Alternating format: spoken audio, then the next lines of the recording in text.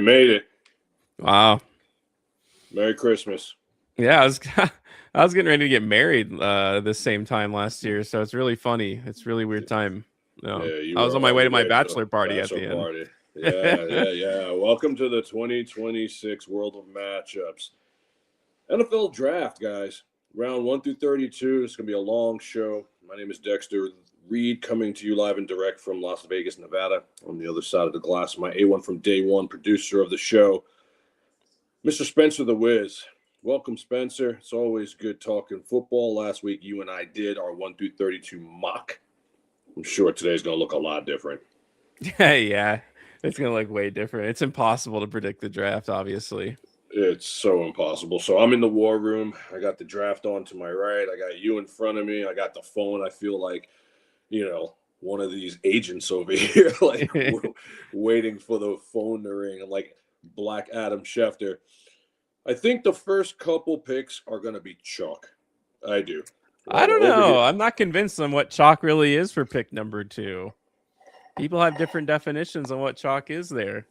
It's going to be Arvell Reese, my friend. It's going to be Arvell Reese. I believe it's going to be believe a Arvell little Reese. bit of the David Bailey hype. I believe it a little bit. It could be Bailey. I've been hearing the last couple days that now it's Bailey. And, we talked about a couple days ago, we had seen that they had canceled their trip, or his visit, I should say. And it was because they said that they had all the information that they needed on him. So that's either we don't want him because we've heard enough about him, or he's our guy. We want him. Either way, I think if Bailey goes to the Jets at 2, Arvell Reese might fall here, because it sounds to me like Arizona Cardinals are going to trade to 3. Kansas City, you know what I mean? The Saints are going to jump in the mix. Dallas, don't discount Dallas here, guys. Dallas is not normally a trade-up team, but don't discount what Dallas will do today. Dallas needs a huge defensive draft today. And so I think it gets tricky at 3, or if they keep 3 and take Jeremiah Love, now it's a whole different ballgame. The first 10 will get shaken up. That's what I'm saying. I even if it is Arvell Reese, I do think that things are going to get wacky. Like once the Arizona Cardinals are on the clock, a lot of people seem to think David Bailey, but I'm not so sure. I mean, I think there's a good chance they could go Jeremiah Love. I really don't think it's impossible. And I also don't think that it's not impossible that they don't go offensive line there and just play it really safe. I think that'd be the smart move for them. I think so too. I mean, you got to understand, as Cardinal fans, they need a big splash. So it's either we take Jeremiah Love or we're just looking towards the future. Don't be surprised if they take CeCe Mauanoa and just try to protect whatever their franchise quarterback could be. That's potential. I mean, that's maybe like more of a plan C. But I have a hard time passing on Reese or Bailey. It's going to be interesting to see how it goes down with these two. I don't know. I'm looking forward to this. I really am. I'm not the biggest Bailey guy personally, so I'm just not as high in him as other people are. He's solid. The upside swing is Reese. That's the upside swing. But then, all of a sudden now, if Jeremiah Love goes 3, what do the Titans do? That gets tricky because everybody's been. You know what? They need offensive line help, though. If we're being honest, like Maui Noah. I think that if Jeremiah's Love there, I think it's obvious, and I think they take him. But if he's not there, I think they make the really smart move because they've struggled at the tail ends. They've overpaid for guys recently at the tackle position who aren't really performing all that well, and I think that'd do really well for him. I think Cam Ward, besides all the weapons that he needs, like they have a lot of problems, man. Like his offensive line was terrible last year. He was running for his life outside of all the stability of the coaching staff. So I don't know. I think I would be surprised if they're not at least interested in him, to be honest. I think so too. It's going to be real interesting. Goodell's up there right now with 2 of the Steelers' best players in TJ Watt. And I forget the other guy's name, but, he's playing for the crowd and all that. He's going to get booed. I mean, that's just what it is. Everybody can't stand this guy. the 2026 NFL draft is about to kick off. You know, they milk the first openings, you know, for as long as they potentially can. You know, we made a draft with our 1 through 32 last Saturday, and then literally as it was uploading, Sexy Dexy got traded. We never really got a chance to talk about that. I think that's a horrendous move for the Bengals when you consider they had Trey Hendrickson. I mean, Sexy Dexy is more of a thing than a player to me. He didn't have a great year either. And then they give up their 10. Okay. I mean, I had them taking Gerard McCoy, who is now also, you know, it's been rumored that he needs another procedure, so he's going to fall. So everything in Cincinnati got blown up overnight. And now they give Dexy a 3-year, but it's more like a 1-year. It's, I mean, for 28 mil. I mean, really? You gave him that much money, but you nickeled and dimed Trey Hendrickson? The Cincinnati Bengals have to be one of the worst franchises in not football, but all of professional sports. What are your thoughts on how that all went down? I'm sorry. I was posting our link. Who are you talking about? Sexy Dexy. Oh yeah, that was a crazy trade. Ultimately, I think it's one that the Bengals needed to make. They're really looking to improve their pass rush, and I don't think that there was going to be anyone there that was going to do that substantially for them. Is it almost like easily just have been a better solution for them to stop being such big idiots and sign Trey Hendrickson over the offseason and overpay for him a little bit more than you probably want to? Yes. Like there's such the worst nickel and dimers ever. The worst. But Trey Hendrickson was gone. You can't fix your past mistakes, and so you can only move forward. And I do think that they, in a way, made the right decision there by doing this. I think that he's going to be more productive than anyone could have gotten for them, because as much as they probably don't want to admit it to themselves, like they still feel like they're in a win now mode, even though they constantly are picking in the top 10. In their minds, they're still hanging on to the Super Bowl thing, and they think that if all the pieces fall in the right place, they can make another run at it. And so this is a move, indicative of that. Absolutely. Yeah, when you think about, you know, T. Higgins getting his money and staying with Chase, and, you know, they have Brown, who's still, you know, very underutilized in the backfield. He had not the best year last year. They had to do something on defense because their offense hums. They do a good job, you know, in bringing in Brian Cook for the money that they got him in. And, you know, I believe they got Boye Mafe. They're showing the Bengals faithful that they're trying, you know, and now you bring in Sexy Dexy. I mean, I just don't understand, though, why you wouldn't have just paid Trey Hendrickson. Maybe it was a strained relationship that was going on there in Cincinnati. But for all intents and purposes now, this puts the Giants in a huge spot. They're in the driver's seat, man.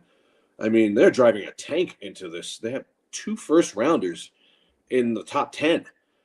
You know, and I could see them walking away with Styles and Downs. I could see them walking away with Styles and Tate. Yeah, I was going to say, I think Carnell Tate is going to be big targeted by them now. You know, or they could trade one of them back and get another haul. Man. When was the last time the Giants had two decent wide receivers? Like with Victor Cruz and what's his name? I mean, seriously, they have just had a terrible cast of wide receivers for their team. And I'm not the biggest Tate guy personally, but I do think it's for them because he would be their wide receiver too. And I think that it's a role that would suit him well. I don't know if I mean, I hear what you're saying, and you have to give Jackson Dart some weapons. They could take Jeremiah Love. I mean, they could take Downs. They're in the driver's seat, man. We're on the clock here, as if, you know, nobody knows that the, you know, Raiders. I know. I gotta relish in this a little bit. I feel like I've been so sick the last couple of days. I really haven't had a chance to sit on it, but this is a truly monumental moment for me as a Raiders fan. We're talking, you know, almost a couple of decades since, you know, Jamarcus Russell, obviously, I'm sure he's going to pop up on the screen as I'm watching the draft to my right here. It'll get mentioned. They'll talk about it. And this is an opportunity to, you know, for a new beginning, because the fact that the Raiders have not drafted a quarterback in the first round since Jamarcus Russell is borderline criminal. Like, you should draft a quarterback every year until you have one. And Derek Carr was the closest thing that I've ever had for excitement when it comes to the quarterback position. So this is a huge moment as a Raiders fan. And you should relish in it. The last playoff game you won was with Rich Gannon when you beat, you know, the Tennessee Titans.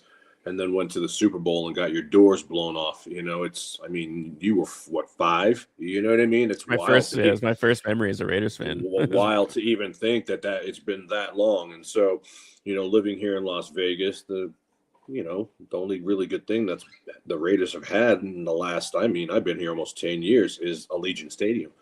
You know, it's just been a breeding ground for winning for the opposing team. And, you know, Vegas deserves a good team.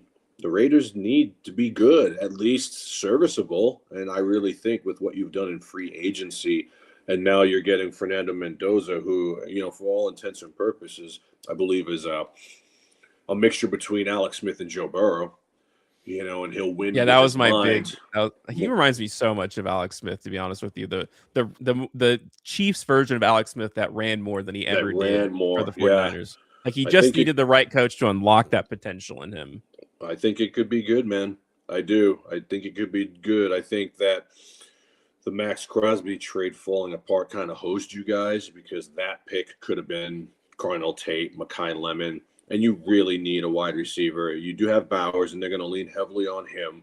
And you know what Ashton Jeanty is. I mean, you're back in a big way. I really think that I've said this a number of times over the last couple of weeks, and I'm going to continue to say it. The timeline for the Raiders to go to the playoffs and win a game for me is 2 years. I can really see this happening. Guys want to play where it's sunny, no state tax. This, for all intents and purposes, is the Silver and Black's version of Patrick Mahomes. They have always done it wrong. They've always tried to bring in someone else's retread.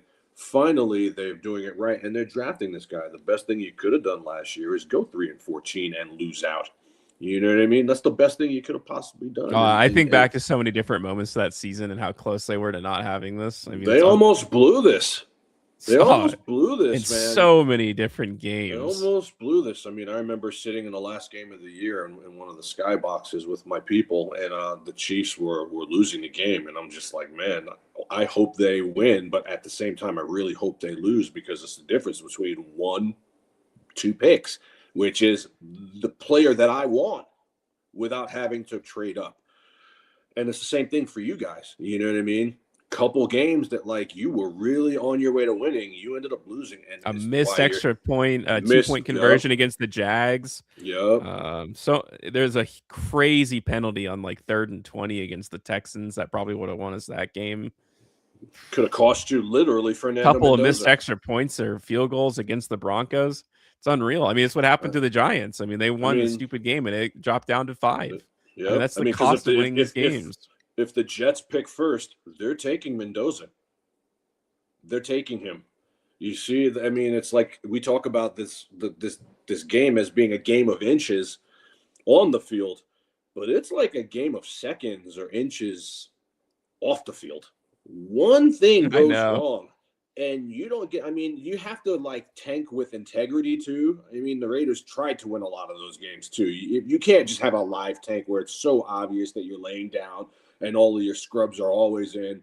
The Raiders think about the Jets, man. Think about the trajectory of these teams. Just first of all, like when you really think about this moment right now, as the Raiders are picking first, the Jets are rolling Geno Smith out, man.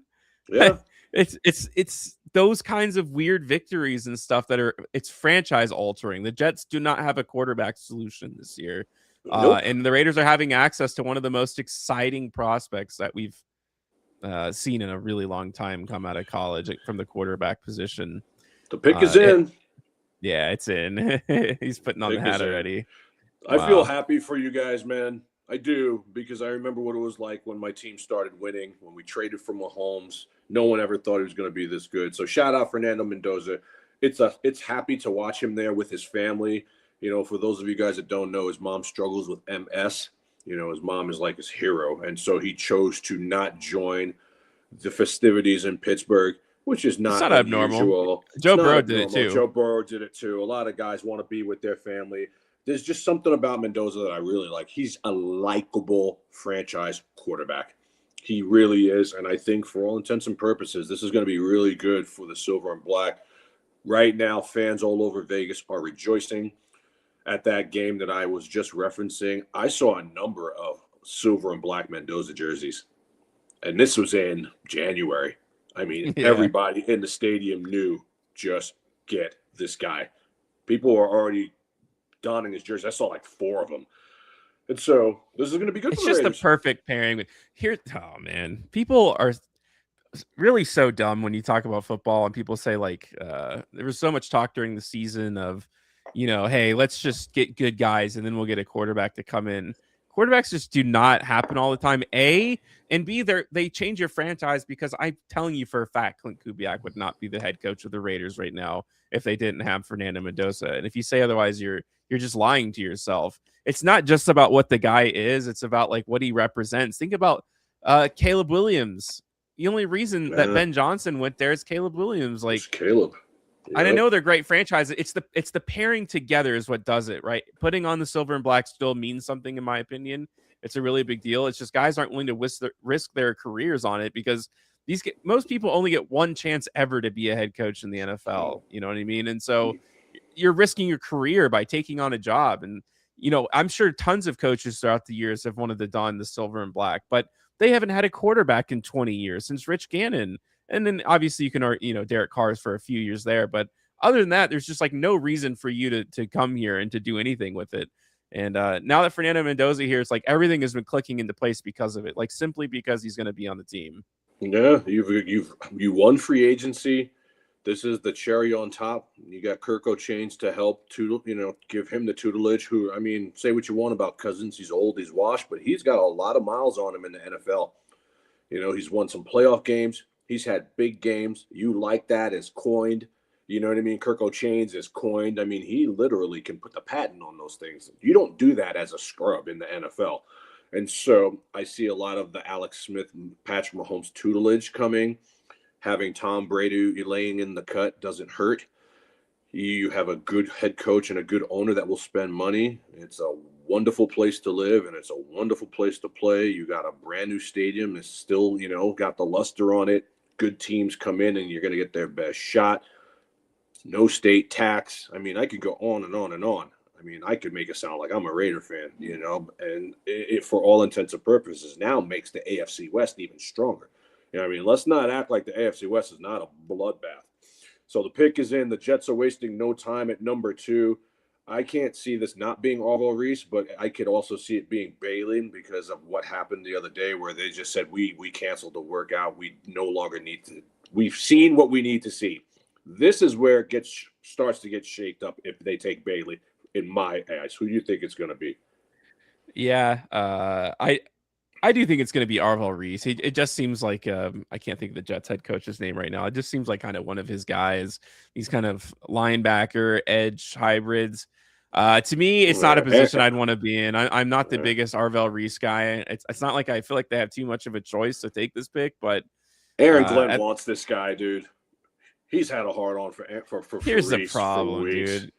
Aaron Glenn's not going to be the Jets head coach for a very long time, in my opinion. He's getting fired after this year. Yeah, and then Arvell Reese will just be. I mean, I don't know. I'm not trying to say he's going to be the worst player ever, but I think he's being overdrafted, to be honest with you.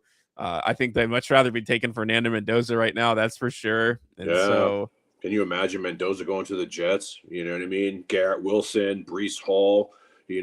All of a sudden you bring in Mekhi Lemon. Who says Clint Kubiak doesn't go to the Jets in that situation? Well, if the Jets are smart, they're watching what the Raiders are doing.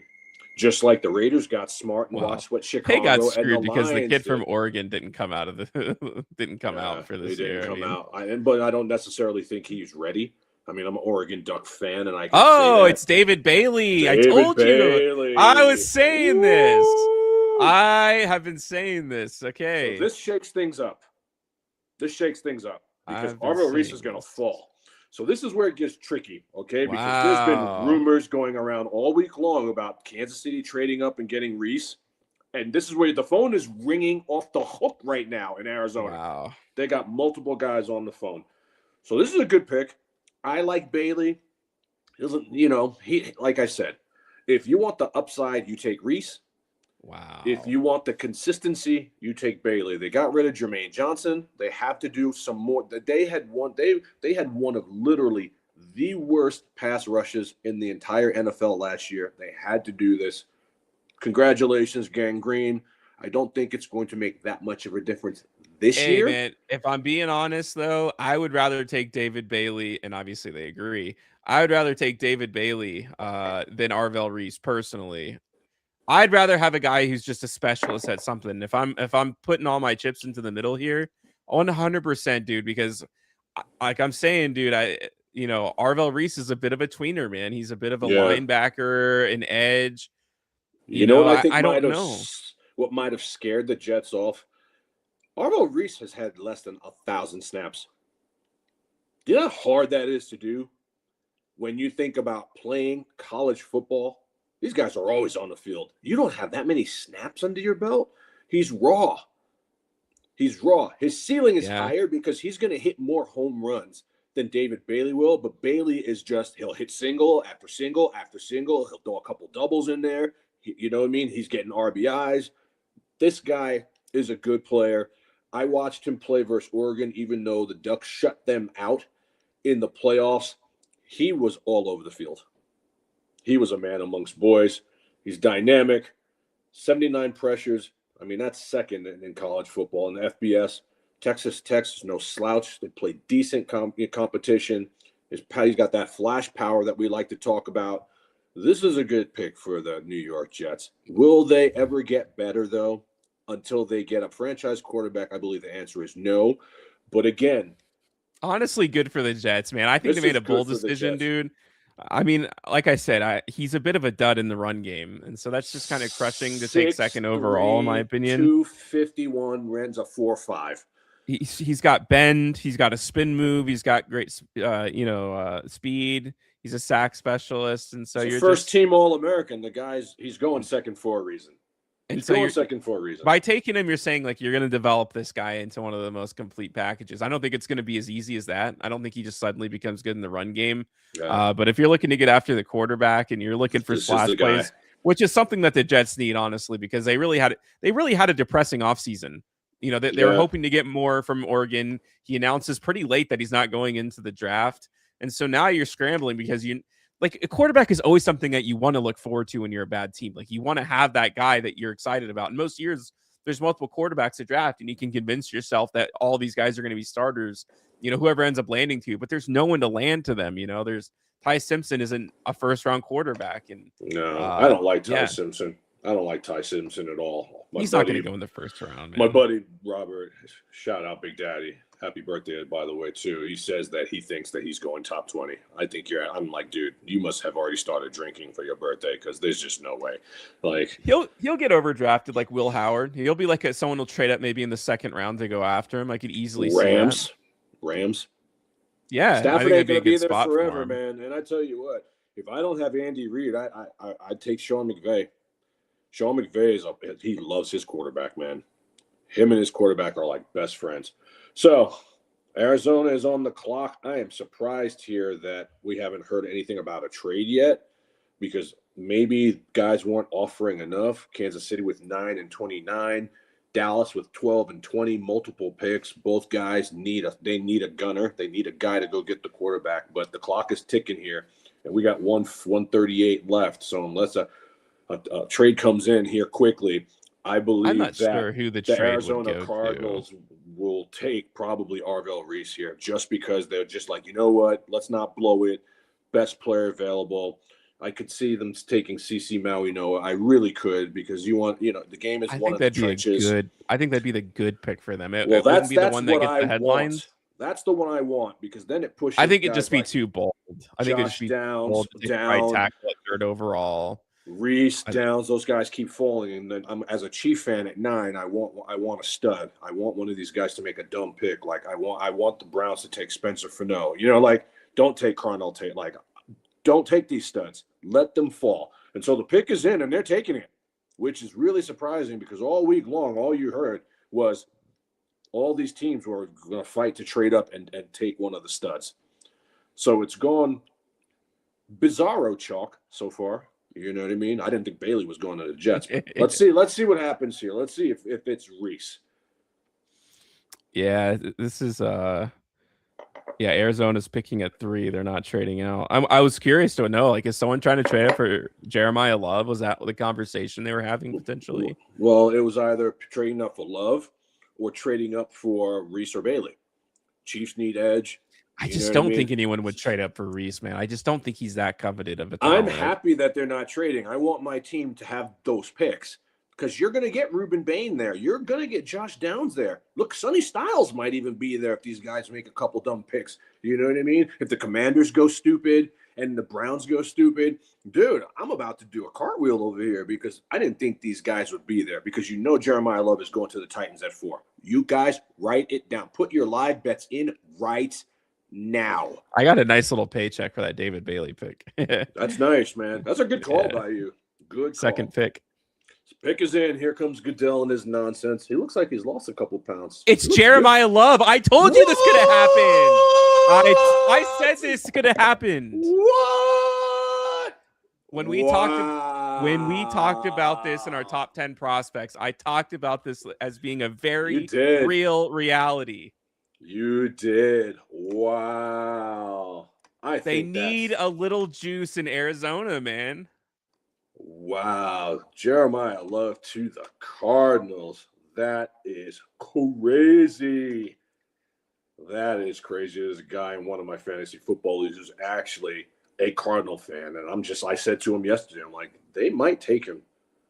They just might take him. And they did. Wow. So Tennessee got hosed. They're on this. You know what? I'm telling you right now, they should take Maui Noah, and they should be like happy. Not think twice. It. Take Maui Noah. Your offensive line was a steaming pile of garbage last year. The guy that you want is simply just not there. And what are you going to do? Take your starting right tackle for the next 50,000 years and be happy about it. Literally flips the rest of the top 10. Oh, 100%. I think people are waiting to see if Jeremiah Love would fall, and obviously, I thought that he was going for sure. I think this is so much more indicative to me about I think the general consensus on Arvell Reese was closer than what I thought it was. Yeah, you're right. He's not as coveted as what we originally thought. That's a shocker, man. So Reese could go Tennessee. If Reese doesn't go Tennessee, he's gonna go to Washington. He's gonna go Washington. Oh yeah. So. I kind of like this. I like this for fantasy purposes as well. It's really interesting, though, because this to me signals the end of James Conner, who is always hurt. The over-under for James Conner getting hurt is 6 games. Tyler Algier is there, but he's more of the goal line back. Poor Tyler Algier. Yeah. Tyler Algier. His job got taken by what's his name, and now it's going to happen again to another rookie. Tyler Algier will always be the side chick. He will always be the side chick. He has the worst NFL luck, man, because he had 1,000 yards in his rookie season. He'll never get a chance to do that again. Good player. He's a very, very good player. I mean, it's a good 1-2 punch. If you got to be really happy about that in Arizona. Like Conner's time is almost over. Yeah, it's like, dude, if you're the Arizona Cardinals, are you altering the trajectory of your franchise for him? Are you really not making that important of a decision just because you James Conner is there? It's like, no, dude. Let's be real, man. Let's be real. This is great. I'm feeling this. I feel this a lot because here's the deal. Love is going to be the starter. And they're going to be down in so many games. They're almost going to be trying to lose because they're going to want a quarterback. And so dump offs, fluffy hands, none of those other guys can really catch. I mean, Conner is a decent, got decent hands. But again, James Conner is on the other side of 30. And with all his injuries, it's more like 35. They might as well release James Conner. They might as well release James They Conner. will. They will.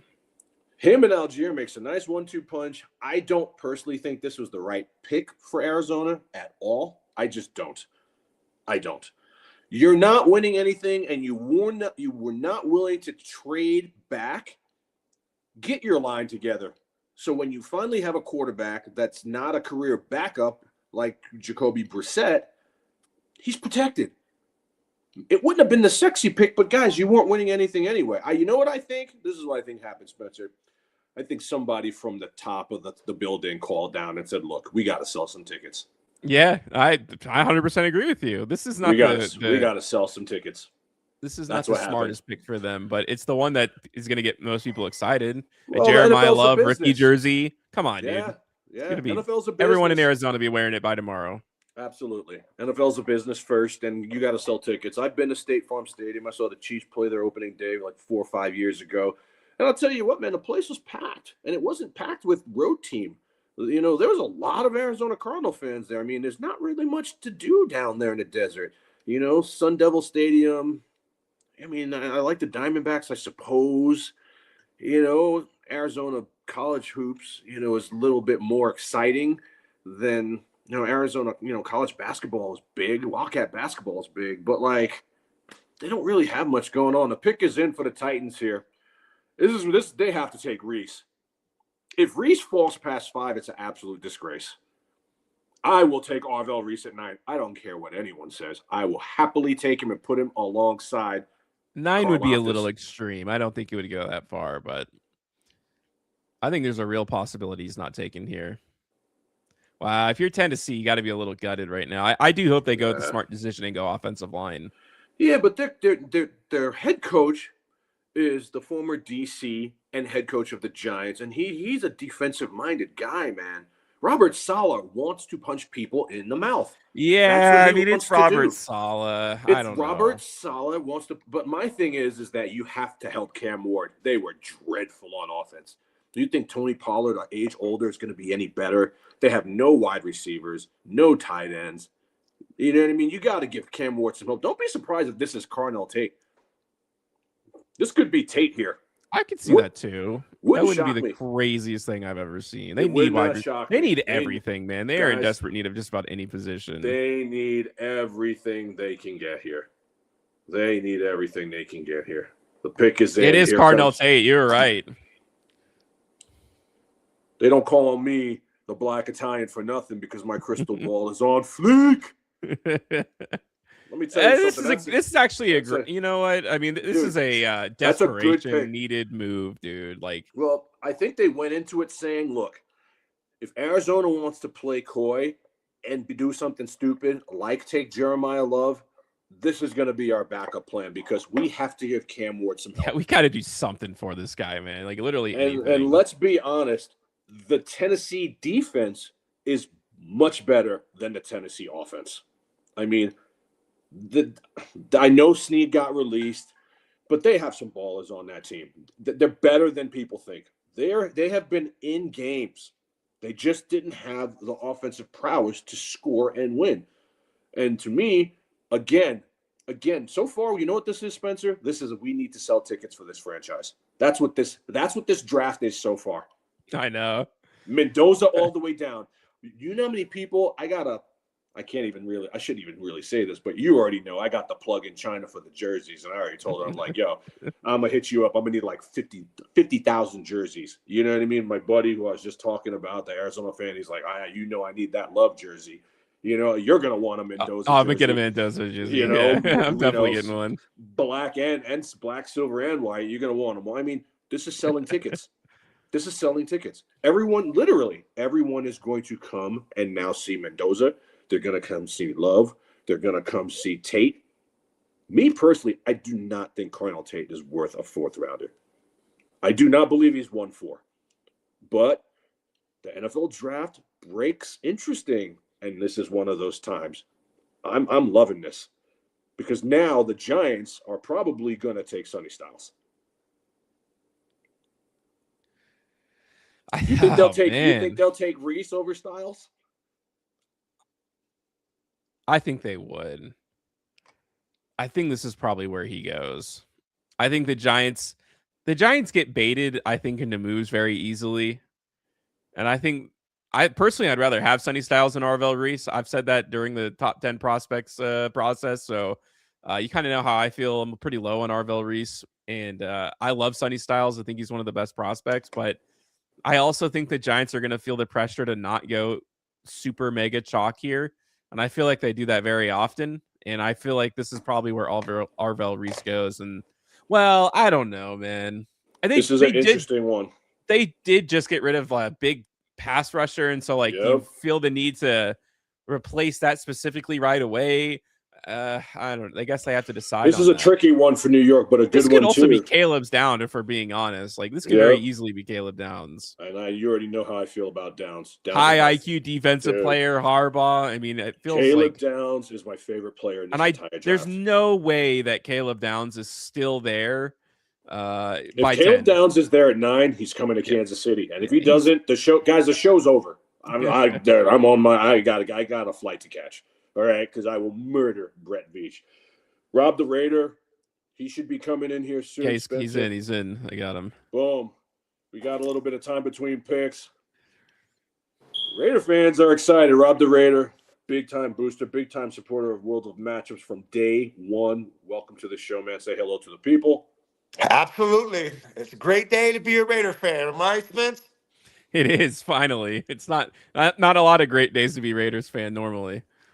And you know, I kind of took a little bit of an exception to Chiefs that. just traded up to get the number 6. One more time? One more time? Can you hear me? What'd you say?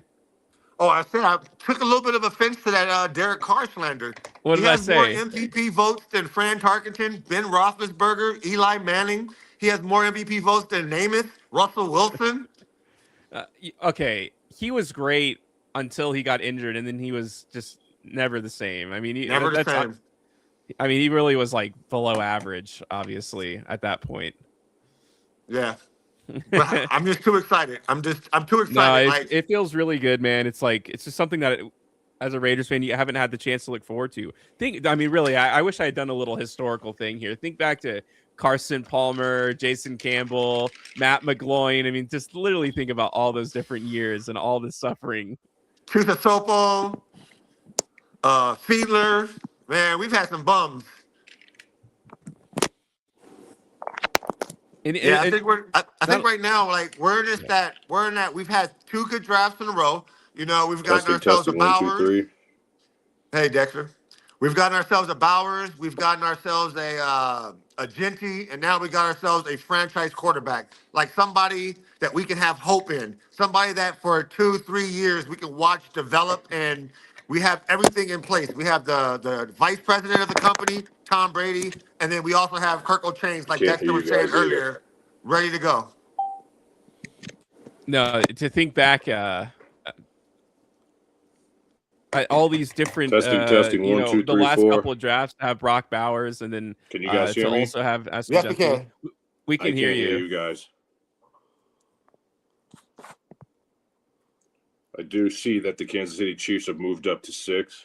Uh-oh. Oh my gosh! Wow. Uh-oh. Testing 1, 2, 3, 4. We can hear you. Can you hear us? Yeah. I can't hear you guys. We can hear you. Hmm. You might need to switch to your phone.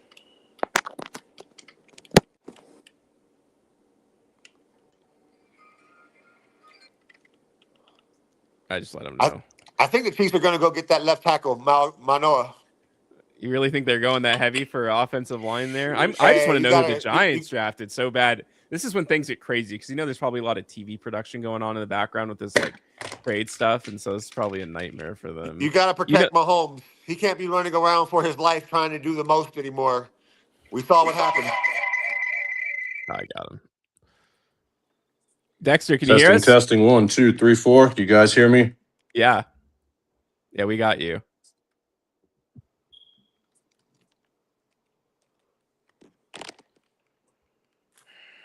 Come on.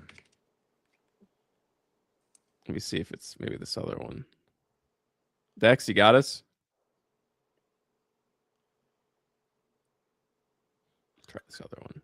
Dexter.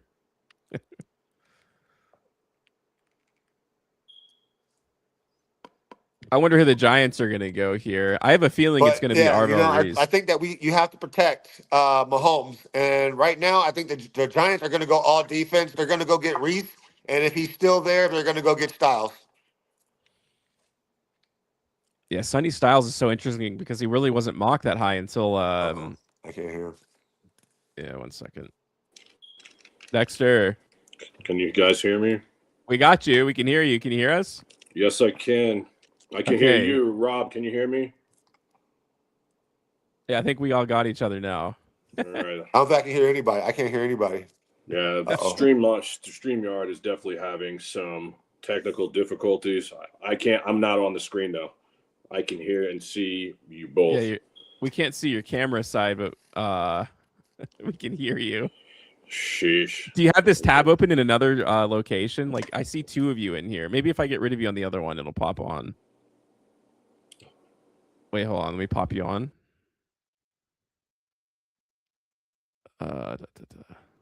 Bom, bom, bom. Can you hear me? I think I can hear you. No, I can't hear anything. You can't- Oh, shoot. I think this might actually be StreamYard. I think StreamYard's messing up right now. Damn, Let me James, go man, to- Arvell Reese. That's funny. Yeah, they did go Arvell Reese. Very expected, honestly, in my opinion. You got me? I'm going to try to go here. All right, he falls. You can't knock them for getting defense here. This is a smart move by the Giants. They let Sexy Dexy go, and they bring in Reese, who literally is a high upswing guy. I mean, this is, boy, the Giants are in good shape here. This is going to be good for them. I like what they've done. Ohio State is a breeding ground for these guys. Reese would go to New York, but I think this is a good move for Reese, and I think it's a good move. Can you hear me, Dex? I can. Okay, good. Okay, good. I got you back now. I can't see you just quite yet, but yeah, it's got to be StreamYard. No, I think it is too. But no, I wanted to say, I was just going to talk about the Arvell Reese pick. I kind of felt this was going to happen now. I felt like they kind of got baited into taking Chalk here. I think there could have been better picks for them at this spot, but I think Caleb Downs would have been a much more productive player for them personally. But you know, it's hard not to take someone like this when Chalk doesn't go the way Chalk does. This guy was mocked at number 2. And so I feel like you're kind of pressured at that point to taking him. Yeah, I really like Downs too. Oh, there we go. I got you. Yeah, I just refreshed. That's what I'm going to do. Good. Rob the Raider will be back. You know, StreamYard is there's a lot going on, and StreamYard probably can't handle all the streaming that's going on. Yeah, I bet you there's a lot of streaming for this going on right now. Everyone's probably streaming right now, and that's probably the case, guys. We apologize for the technical difficulties, but it's not because of World of Matchups. We pay our bills over here, so yeah. don't get it twisted. So now, shout out Rob the Raider. We'll bring you back on. Arvell Reese goes at 5. Kansas City trades up. Oh my God! Yeah, I can't believe that. Okay, what do you think is going on here? Kansas City has. He seemed to think it was Maui Noah, but no, I think they're going to just get Ruben Bain. They want to make sure that they get their pass rusher. It's been their number one need. You think they're going to trade up for him like that? They could, or it could be Styles, or it could be Downs. They just want to make sure that they get their guy. I cannot see them moving up to 6 for Mansour Delane. I just cannot see it. It wouldn't shock me, but I just would have a hard time understanding. I want to see what the compensation is, what they gave up, because at 9 and 29, that's pretty big. It's pretty big. It's a pretty big jump to jump up 3. Now, again, the Browns are looking at this thing like we're 5 years out. We'll just take your picks. So maybe it was a late pick swap because the Browns do have a pick. I don't know how late it is. This better be good. Okay? This better be good. Because I'm of the school of thought that you could stay at 9 and still get Ruben Bain. A lot of people seem to think it's going to be O-line, man. A lot of people. Yeah. 9 and 74, I think, is the draft compensation, if this is correct. Okay. I can live with that because you're going to keep your 29. So you get 6 and 29. So Spencer the Wiz is always on this stuff. He's quick with it. Like, Spencer Yeah, Chiefs Schefter. get number 6. The Browns get 974 and 148. Y'all can have it. I need impact players on my defense. My defense is gutted.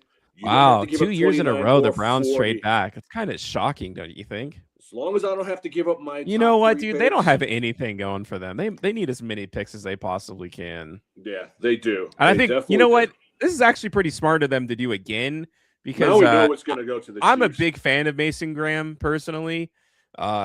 And so I think they were smart to do it last year, especially after seeing what happened with Travis Hunter last year. And now, like 100% because of the way that this is sliding, like there's going to be a really good defensive player for them, for the Browns there. I think if Caleb Downs or Sonny Styles falls to them there, like my goodness, or even just Ruben Bain, I would even take that. So one of those guys is going to be there for them, pretty much naturally speaking now, and I think that's really good for the Browns. They're trading back is going to help them. They're still going to get an impact player. Downs will be there. They're going to be in good shape. Maui Noah could probably, I could see it. You can't have the God Universal running for his life and tearing his other ACL, and so it's not the sexy pick. They trade the 6 overall. They get, Browns get the 9th, and they get the 3rd, 74, and the 5th, 148. Wow. That's a lot to give up. You know what? The Washington Commanders have really gotten the biggest short end of the stick here, dude. Yeah. If we're now looking at the way this is shaping up, they wanted Jeremiah Love or Carnell Tate. Dude. They'll take I Downs. think that's who they really wanted. They'll take Downs. That head coach. Wow. The Chiefs have drafted Mansour Delane at 6. Are you kidding me? Wow. That's wild. Hey, dude. Traded up. Hey, if you look at my top 10 draft prospects, this guy was my number 2. This guy was my number 2 draft prospect in the 2026 draft. 9. He would have been there at 9. Oh, wow. Yeah, I'm not. My really big board's looking pretty good right now, dude. My big board's looking pretty good. I'm not thrilled with it. I like Delane. I'll take it. I really like Mansour Delane. It's so funny because yesterday I was thinking to myself, man, I know who I want, but I know what the Kansas City Chiefs are going to do. And I was like to myself, I'm like, they're going to take Mansour Delane. I knew it because we've had this conversation several times, Spencer. They get cornerbacks to replace cornerbacks. It all started with Marcus Peters. They milk Marcus Peters for all they can. He starts acting up, and they get rid of him. They trade him, and they, with the money and the picks that they got, they went and got Trent McDuffie. Milked everything they got out of McDuffie, won 2 Super Bowls, and now when it's time to pay him, they trade him again, both times to the Rams. This is what the Kansas City Chiefs do. And now to replace McDuffie, they bring in Mansour Delane, who Spencer is very high on. I am not as high on him, but I'm here to tell you, this is not a bad pick for the Kansas City Chiefs. What I'm upset about is that they traded up to get him. That's what I'm upset about. Because Mansour Delane would have been there at 9. And the Chiefs need these picks. We need 9. We needed all 9 of these picks. All 9. So if Mansour Delane now does not come into the NFL like Marcus Peters did, I'm going to be upset. You could have had Sonny Styles here. You could have had Ruben Bain here. Those are guys you trade up for. You do not trade up for Mansour Delane. He would have been there at 9. So I'm a little perturbed, but in Veach we trust. You know what I mean? This fills a huge hole for Kansas City. This is a day 1 starter. Day number 1, he comes into the league, and he's going to wreak havoc. Shout out Brett Veach and the Kansas City Chiefs because they just are not paying these guys, man. If you're a D-back and you expect to ever get paid from the Kansas City Chiefs, it's never happening. The last guy they paid was Eric Berry. They are not doing it. So, again, I'm not that upset about Delane. I'm upset that we're losing our back-end picks, but 74, not the end of the world. And the 5th-round pick I could live with because we still have 29 and 40. This is a good pick for the Kansas City Chiefs. Yeah, Downs is still on the board. Sonny Styles is still on the board. Downs is going to go to Dallas. My buddy Anthony Hardy. Shout out Anthony. Shout out the Dallas Cowboys. Shout out World of Matchups fantasy chat. This is the best chat and the best fantasy football league. Is this where Malachi Lemon goes? If you're the Commanders, do you just go all in? No, they will take Downs here. They will take Downs. Think about who the head coach is. They can go offensive line here too, though. Think about who the head coach is here in Washington. He loves his defense. If Josh Downs does not go here, it's an absolute crime. Or I could see them taking CC Maui Noah because Jaden Daniels has already been on the shelf once in his career, and he's young. And they want to make sure that he does not, hit the shelf again. And Maui Noah is a mauler. Maui Noah is a bouncer, police officer, football player, Secret Service agent, FBI. Like, he's all that in one package. And so I could see that too. The pick is in for the Washington Commanders, a.k.a. the Washington Redskins. They haven't had an impact player on defense like that since Sean Taylor. I think they really wanted Carnell Tate here. Yeah, they really did. I feel like I think they're probably pretty bummed out that the draft has fallen this way for them. I'm happy about Delane. I'm happy about Delane. I could easily see Downs here. I see Downs. I'm saying Downs goes or Sonny Styles. And when it comes to a position of need, and you just have the best one on the board, I mean, it's kind of a no-brainer, to be honest with you. You're not going to fix all your problems in one offseason. Like, you just make the really high-end smart decision by doing this. Yeah. It's going to be Downs or Styles. I could see Sonny Styles going here. I could really see Sonny Styles going here. I think that the Browns right now are really hoping it's not Downs or Sonny Styles, because that means that one of them is going to fall to you at 9, and then I feel like you've won. So we'll have to see if it falls that way for them. It's taken a bit of a gamble, in my opinion, because I feel like they could really use a guy of one of their talents, because I think it starts to fall off a little bit when you get past that point. I still don't understand why the Kansas City Chiefs traded up for Mansour Delane. He would have been there. Yeah, the Washington Commanders take Sonny Styles. What a great pick for them. Very smart. Very smart.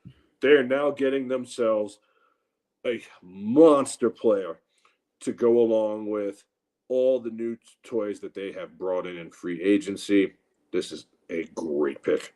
Sonny Styles can do so much for them. Their defense is so bad, and this instantly makes them so much better. He can rush the passer. He's a converted safety. He can drop in coverage. He can tackle well. I mean, the guy is literally a freak athlete, and they haven't had a guy like this since Sean Taylor.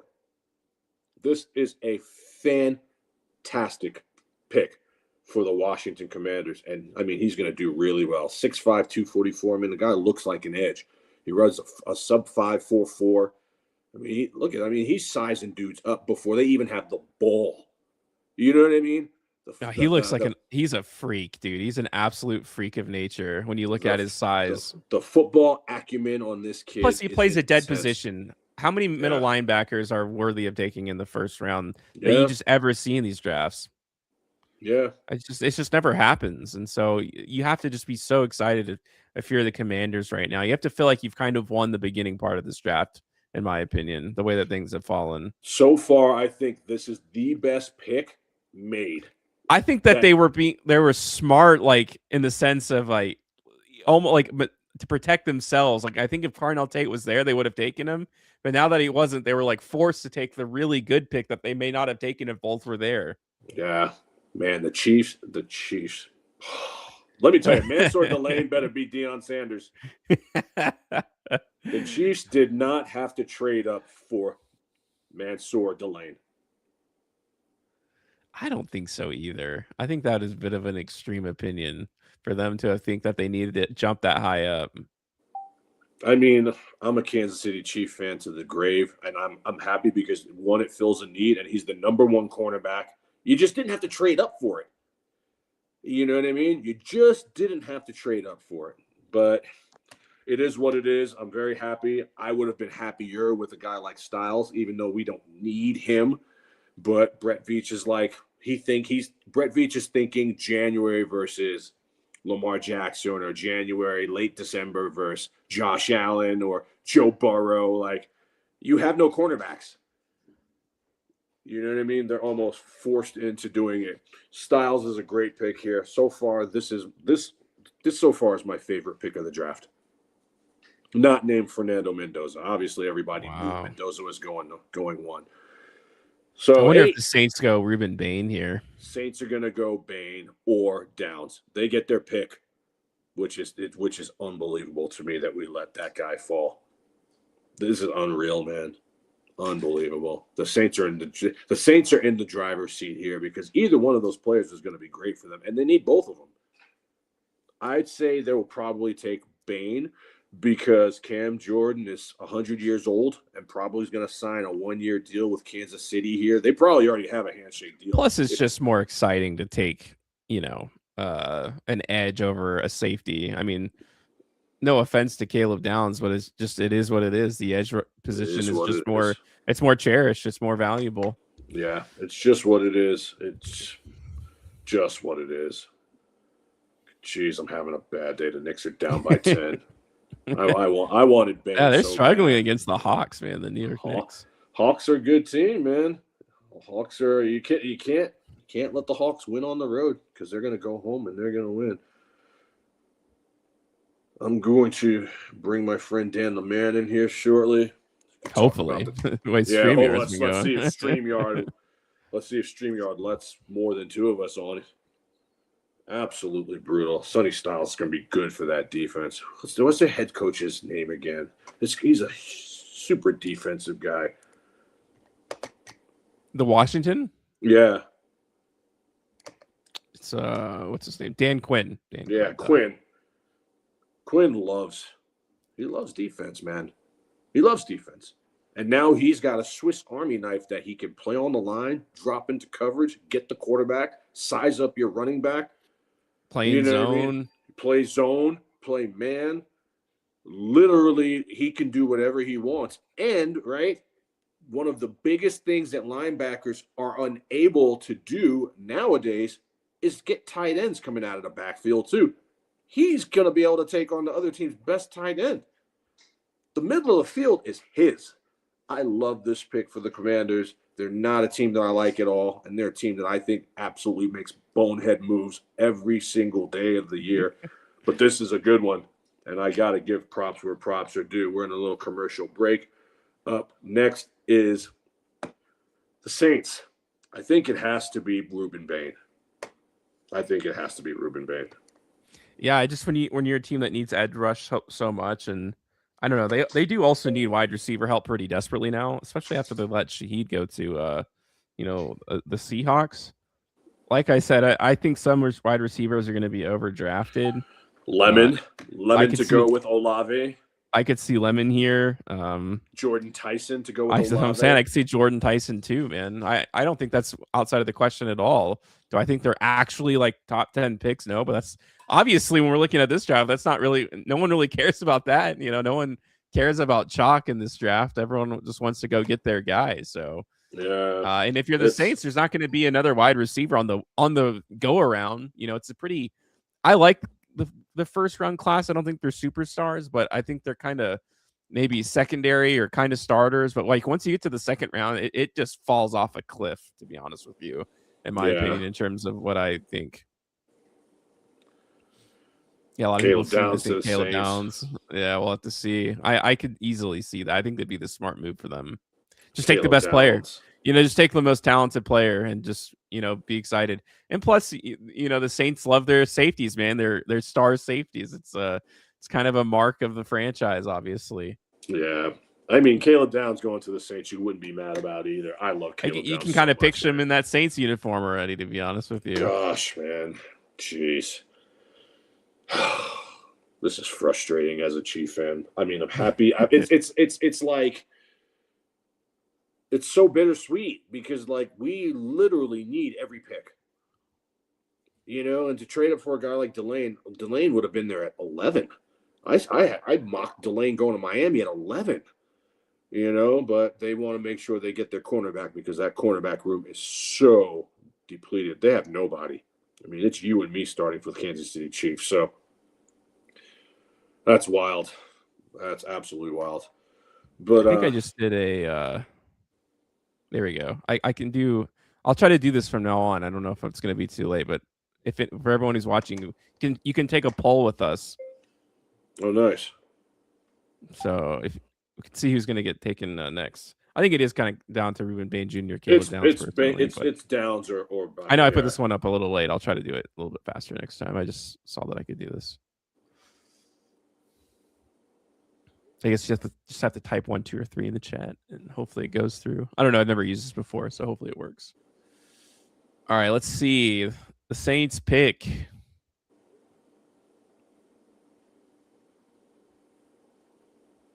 I always forget how long they take between picks in the draft. Dude, they just milk this. They milk this so long. I mean, come on, bro. You know, let's get to it. You know what I mean? Like, dude, if you don't know who you want after like 4 minutes, Oh, see, we did kind of get to we this one. did. It's Jordan Tyson, It's wide Jordan receiver out of Tyson. Arizona State.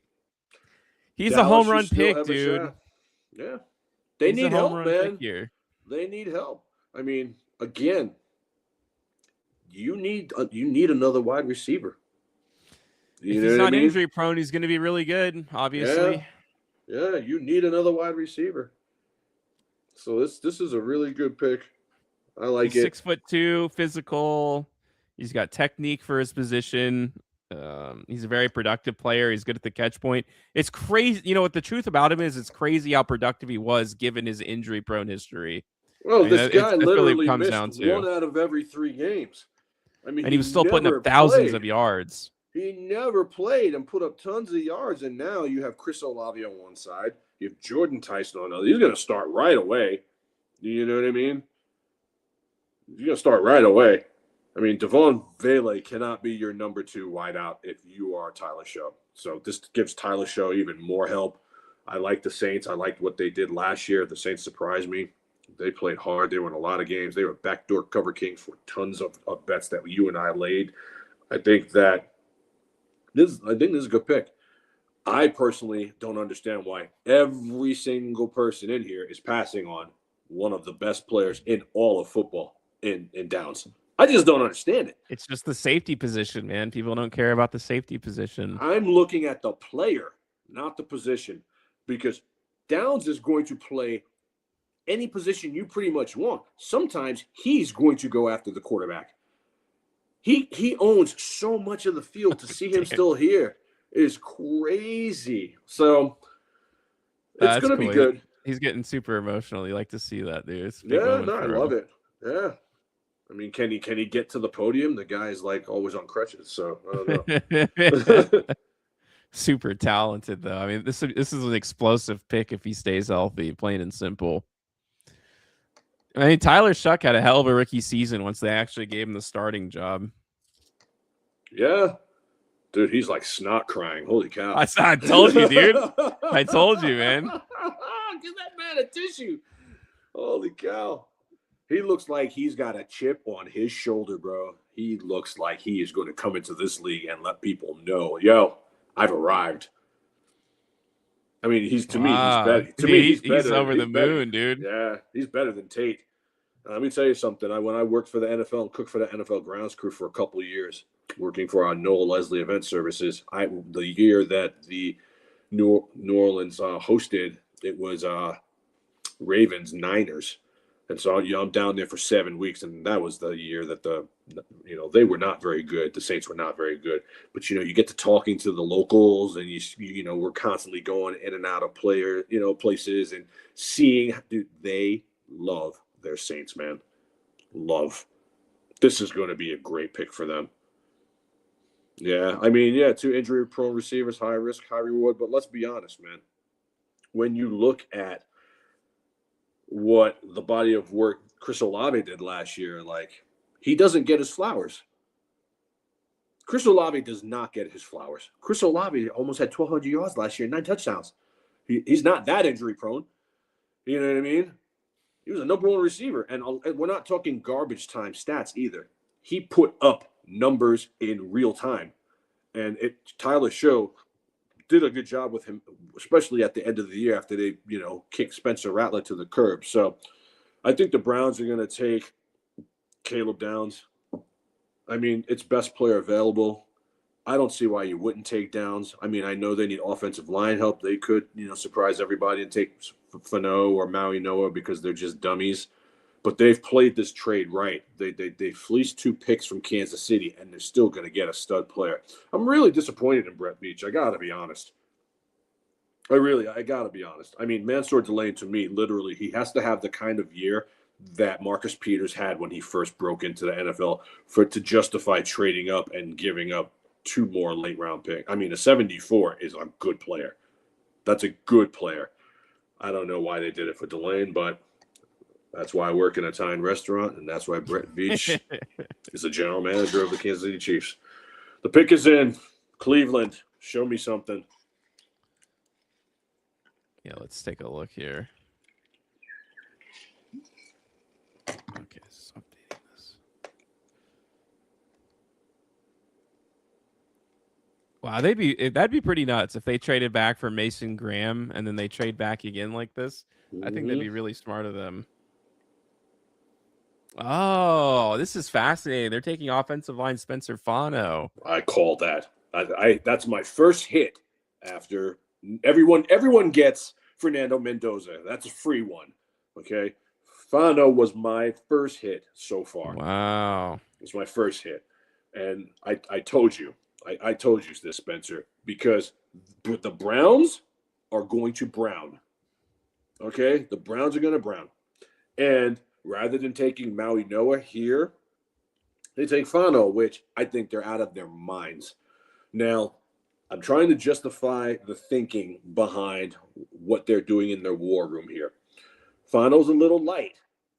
So they're He thinking that is. they could have him multiple places versus just at tackle. They're probably going to move him around the line because their thinking is that their line is just so depleted that some weeks they're going to have him at guard. Some weeks they're going to have him at tackle.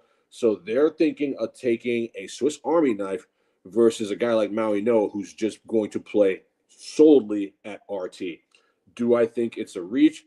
I think it's a huge reach. But this is what the Browns do. The Browns do stupid stuff. They do stupid stuff. And now here we are, right? Miami, Dallas. These guys all have a chance to get Reuben Bain and Caleb Downs, which is mind-blowing to me. Unbelievable. Wow. Yeah, Spencer Fano is a light tackle, doesn't have a normal frame. He does have a lot of experience on the outside and he flies over the field. I just think he fits more in a wacky scheme, like where you're pulling him constantly.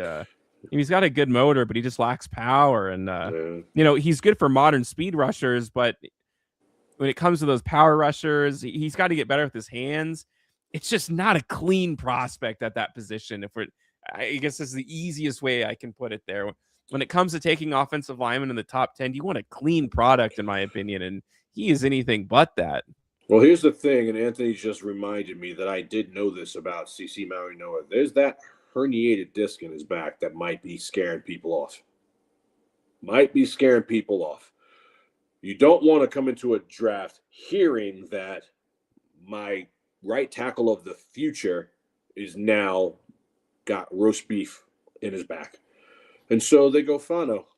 I thought they would go Fano. I thought they would reach, and that's exactly what the Browns did. And it wouldn't be surprised me now if they come back and they pick Blake Miller with their next pick. They are determined to fix their line. And so far, to me, the smartest team in this draft has been the Giants. Yeah, chat seems to think that Giants. Oh, okay. So the pick is in for the Giants. They take Francis Maui Noah. How happy are you? Oh, shoot. Sorry. How happy are you if you're the Giants, dude? Yeah. Right you now. Get Arvo Reese to go after your the Browns get silly, and so you just get the guy who's better. In my opinion. Yeah, I think he's better than Fano by a I wouldn't spend a top 10 pick on Fano, dude. I think at it's a huge difference. At all. And so now Maui Noah goes to the Giants. I think what they realize is that Jackson Dart's style of play, Cam Scatterbo's style of play, is going to get them killed. It's going to get them killed. And so we need a food truck in front of those guys. The goal is to not have them run as much, probably. And when they do, you have an enforcer. Maui Noah is basically the Secret Service of Samoan linemen. This guy's an absolute look at him. He looks like he's protecting the president. You know what I mean? Shades on. I wouldn't be surprised if he pulled out a 9 right now. I mean, he is an absolute beast. And so Giants have come away right now. I think they're winning the draft. Since last week, nobody has made better moves than the New York Giants. Getting rid of Sexy Dexy was huge. They shouldn't have paid him the money he was asking for anyway. And I'm here to tell you, if you don't want to be on my team, dude, I don't want you. If you're not going to be sold out to be in the culture that we're doing, I don't want you. And so Giants won there. They get 2 big-time picks.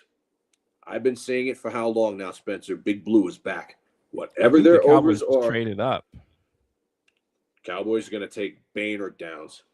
I think it's a guarantee that they take Bain. Yeah, they traded up one spot. The Cowboys are on the clock now. Dude, Yep. this is straightforward, right? This is a Jerry Jones pick through and through. You know, he's desperate to get the replacement, right, for Parsons. Yeah. This guy seems to think Caleb Downs. I mean, I could see that too, but and me and Anthony have been talking about this all I think Jerry Jones is a I don't know. I think he's a baby, dude. I just think he's gonna be like, he's gonna see Ruben Bain there and he's gonna want it really badly. Yeah. Although I don't know if he fits the Cowboys mold, you know, because he was in that crazy car accident that got someone killed. I'm telling you, they did not let these college football players have cars. They should legally not be allowed. Yeah.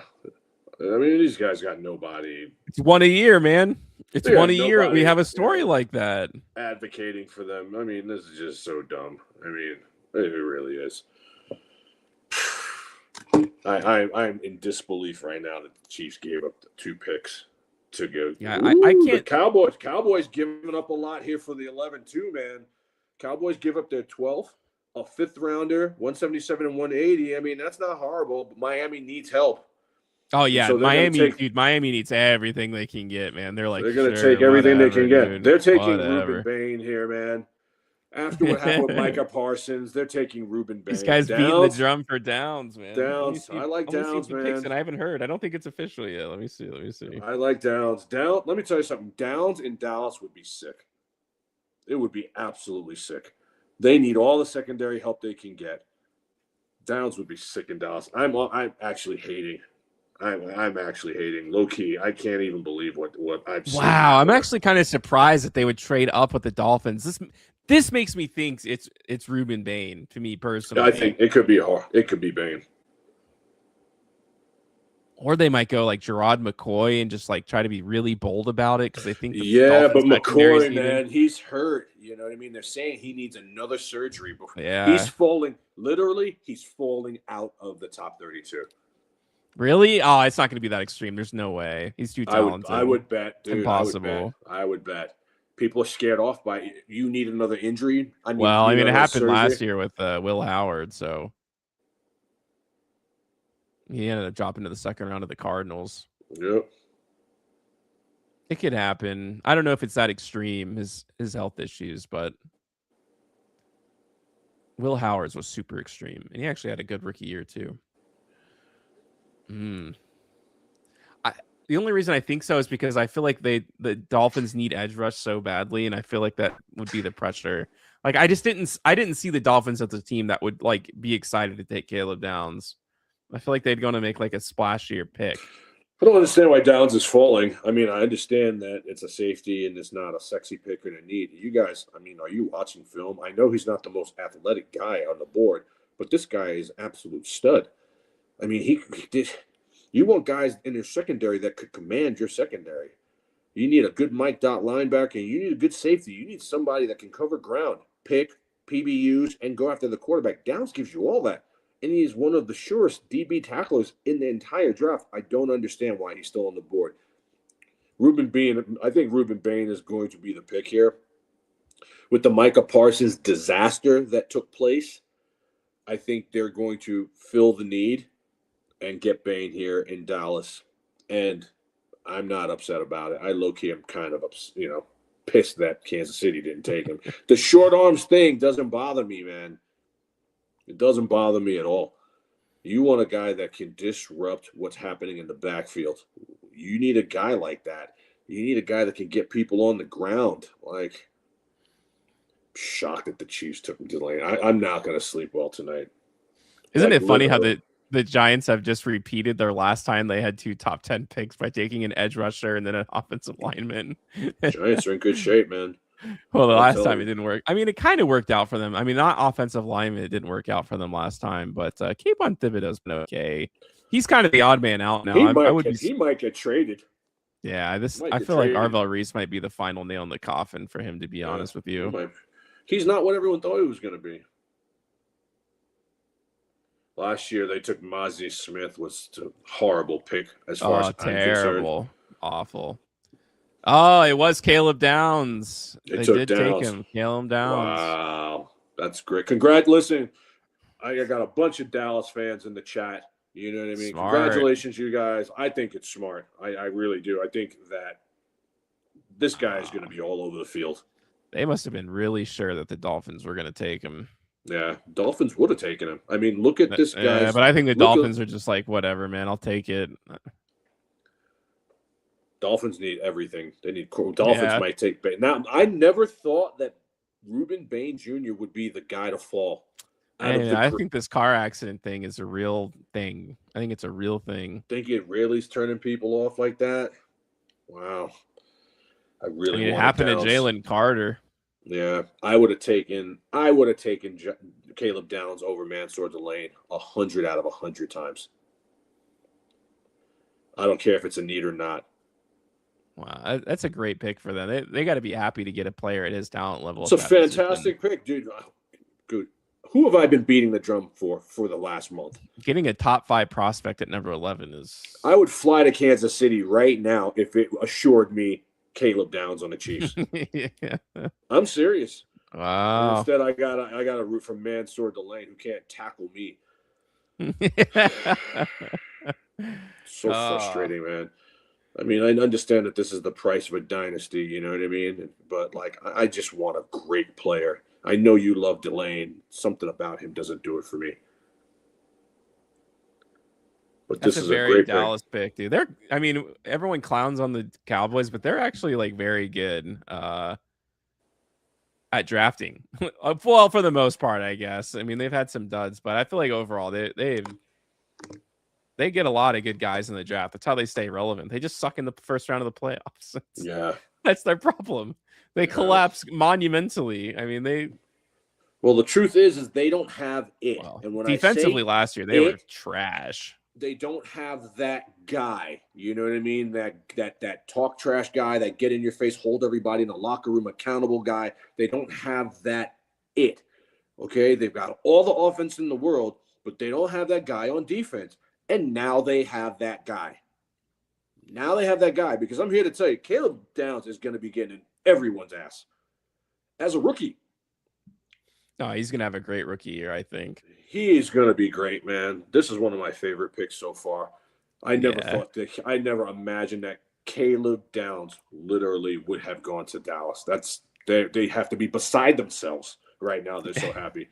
Yeah, Chad thinks the Chiefs could have traded down to get Mansour Delane. Mansour Delane would have been there at 14. Or you know where Mansour Delane? I had him going to Miami at 11. You did not have to give up those that third and that fifth. Now it's a third and a fifth. And let's be honest, guys. After like the first 32 and maybe halfway through round 2, this is not a great draft. It's not. Most of the guys, I do like the first half of the second round this year, personally. The first half of the second round is good, but the second half, guys, it's not great. So I could see Brett Veach being like, do we really need 9 players? You know what I mean? 7 is fine. That's a lot of guys. So I could see that. Caleb Downs is again, dude. Rob, you do not have to convince me. I've been banging the drum for Caleb Downs for days. For days. I would have done anything for him to be on my team. I wanted him so bad. The guy is a punt returner, kick returner. You want to talk about a Swiss Army knife. The only knock I have on Downs is he's just not that athletic. But he is solid everywhere you go. Yeah, I think Eric Berry is the perfect comparison for him personally. He's got some Eric Berry to him, man. I don't see why the Chiefs wouldn't. You want to trade him for a player, you trade him for that guy. Ruben Bain's going to Miami now. I can't see Ruben Bain falling. If he does not get picked by the Miami Dolphins, he's really falling. Because you know that the Rams don't need him. You know what I mean?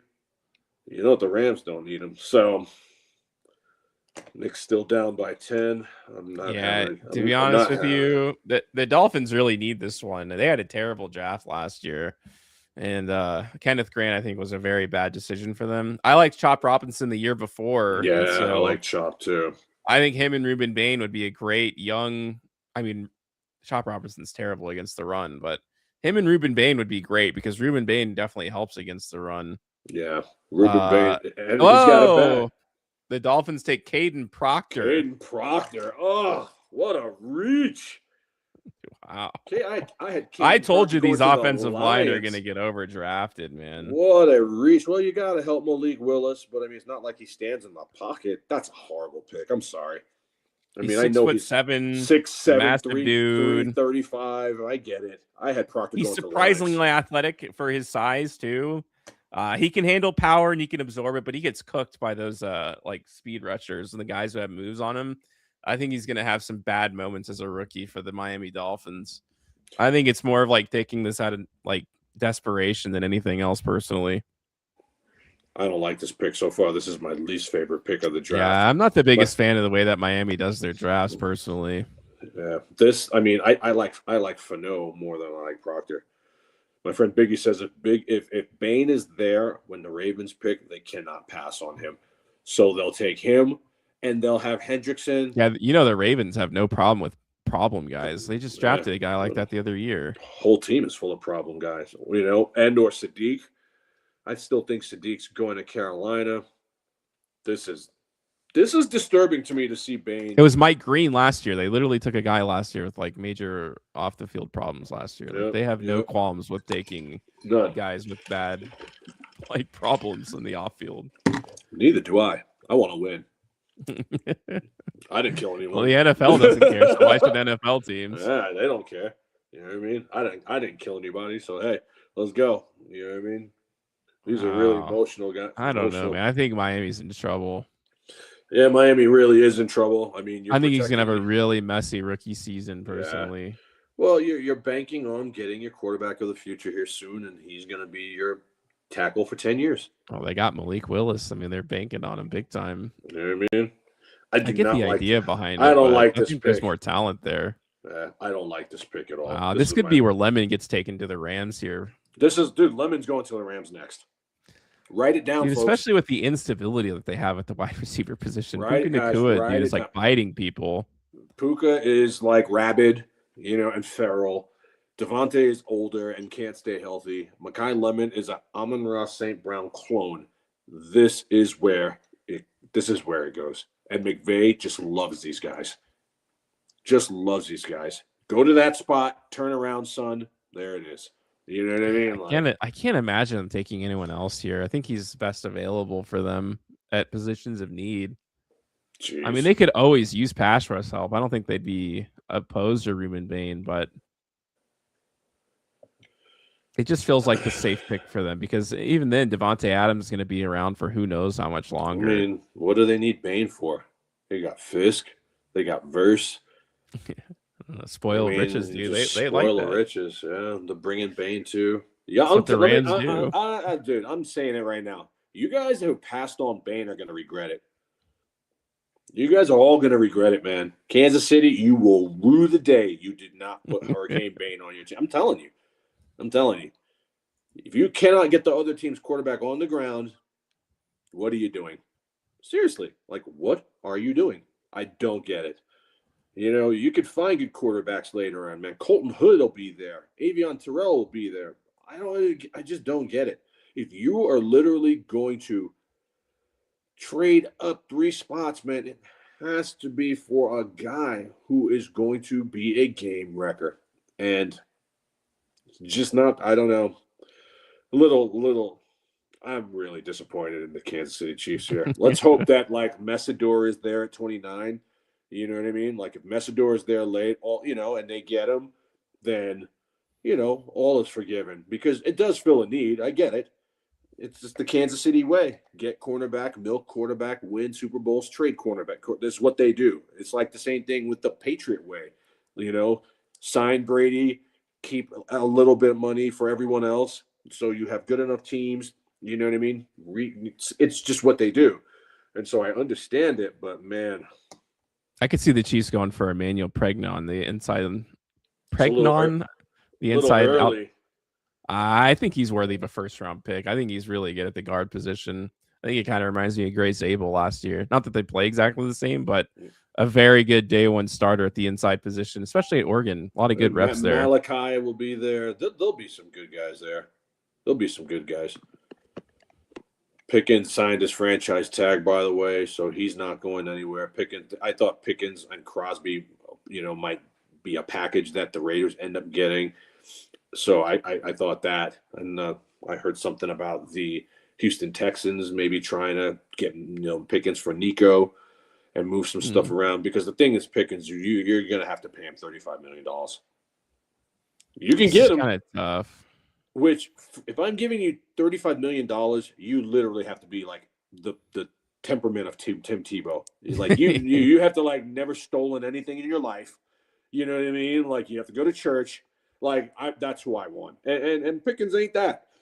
Pickens is a head case. You're going to pay somebody $35 million to be I a know. head case? It's like he cooled off last year because he was in a contract year. You know what I mean? It's like once these guys get paid, things can change pretty rapidly.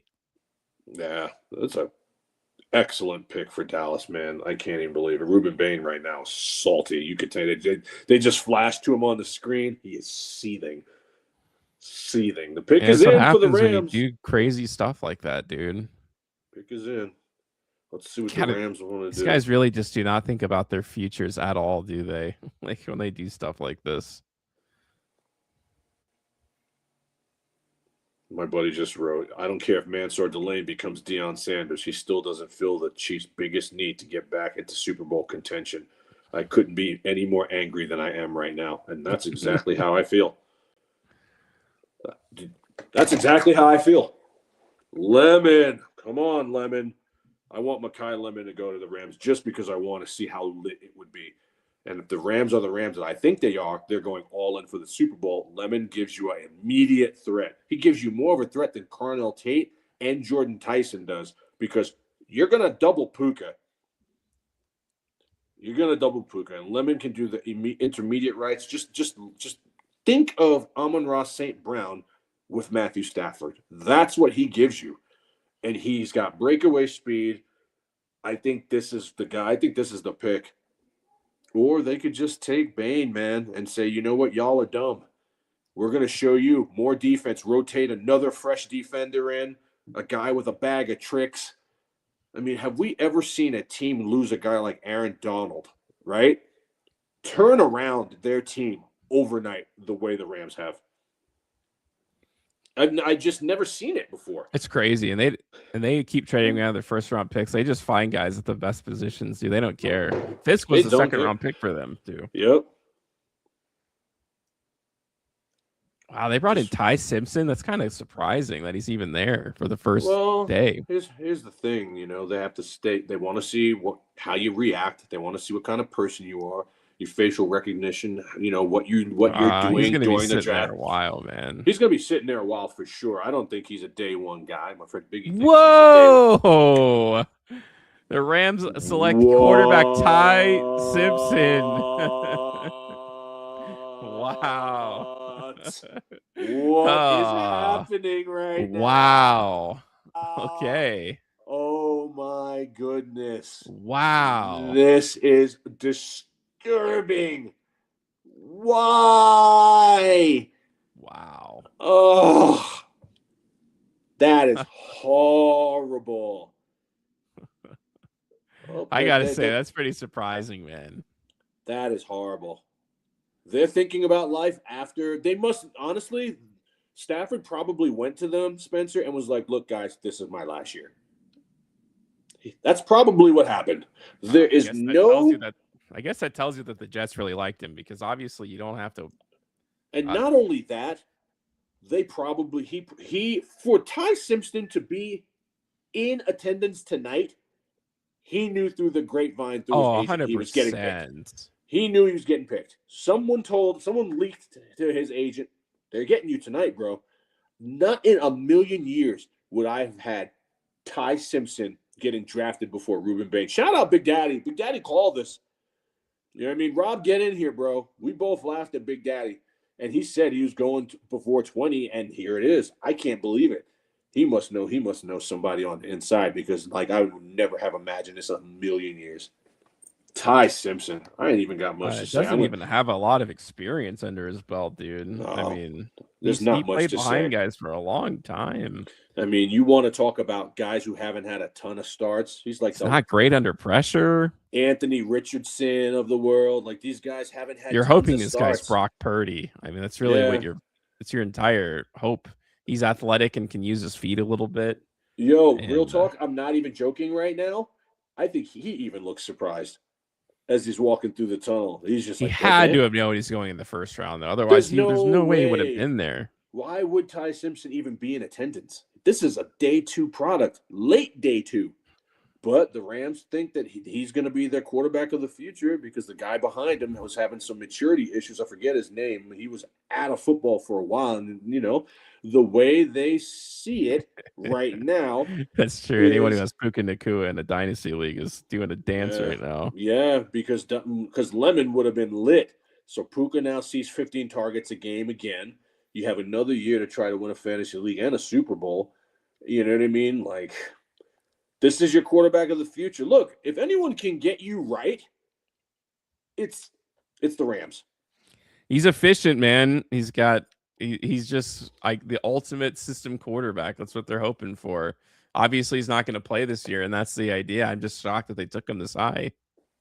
I am absolutely. Yeah, it did feel like they were maybe a great rookie away from a closer push to the Super Bowl, and now they just kind of kneel down on the pick, so to speak. And Rob, I hear what you're saying, but Spencer and I think literally dude, Stafford had to go to them and be like, look, my back is roast beef, man. You guys can shoot me up for 18 more games. But if I don't win the Super Bowl this year, or even if I do win the Super Bowl this year, me and Kelly have talked about this. I'm stepping down. That's had to have been what the conversation was. I cannot for the life of me understand passing on Bain, passing on Lemon. There is no justifiable reason to do so. Hell, you could even bring in another quarterback that's already been in the league. Take a shot on Anthony Richardson. Ty Simpson?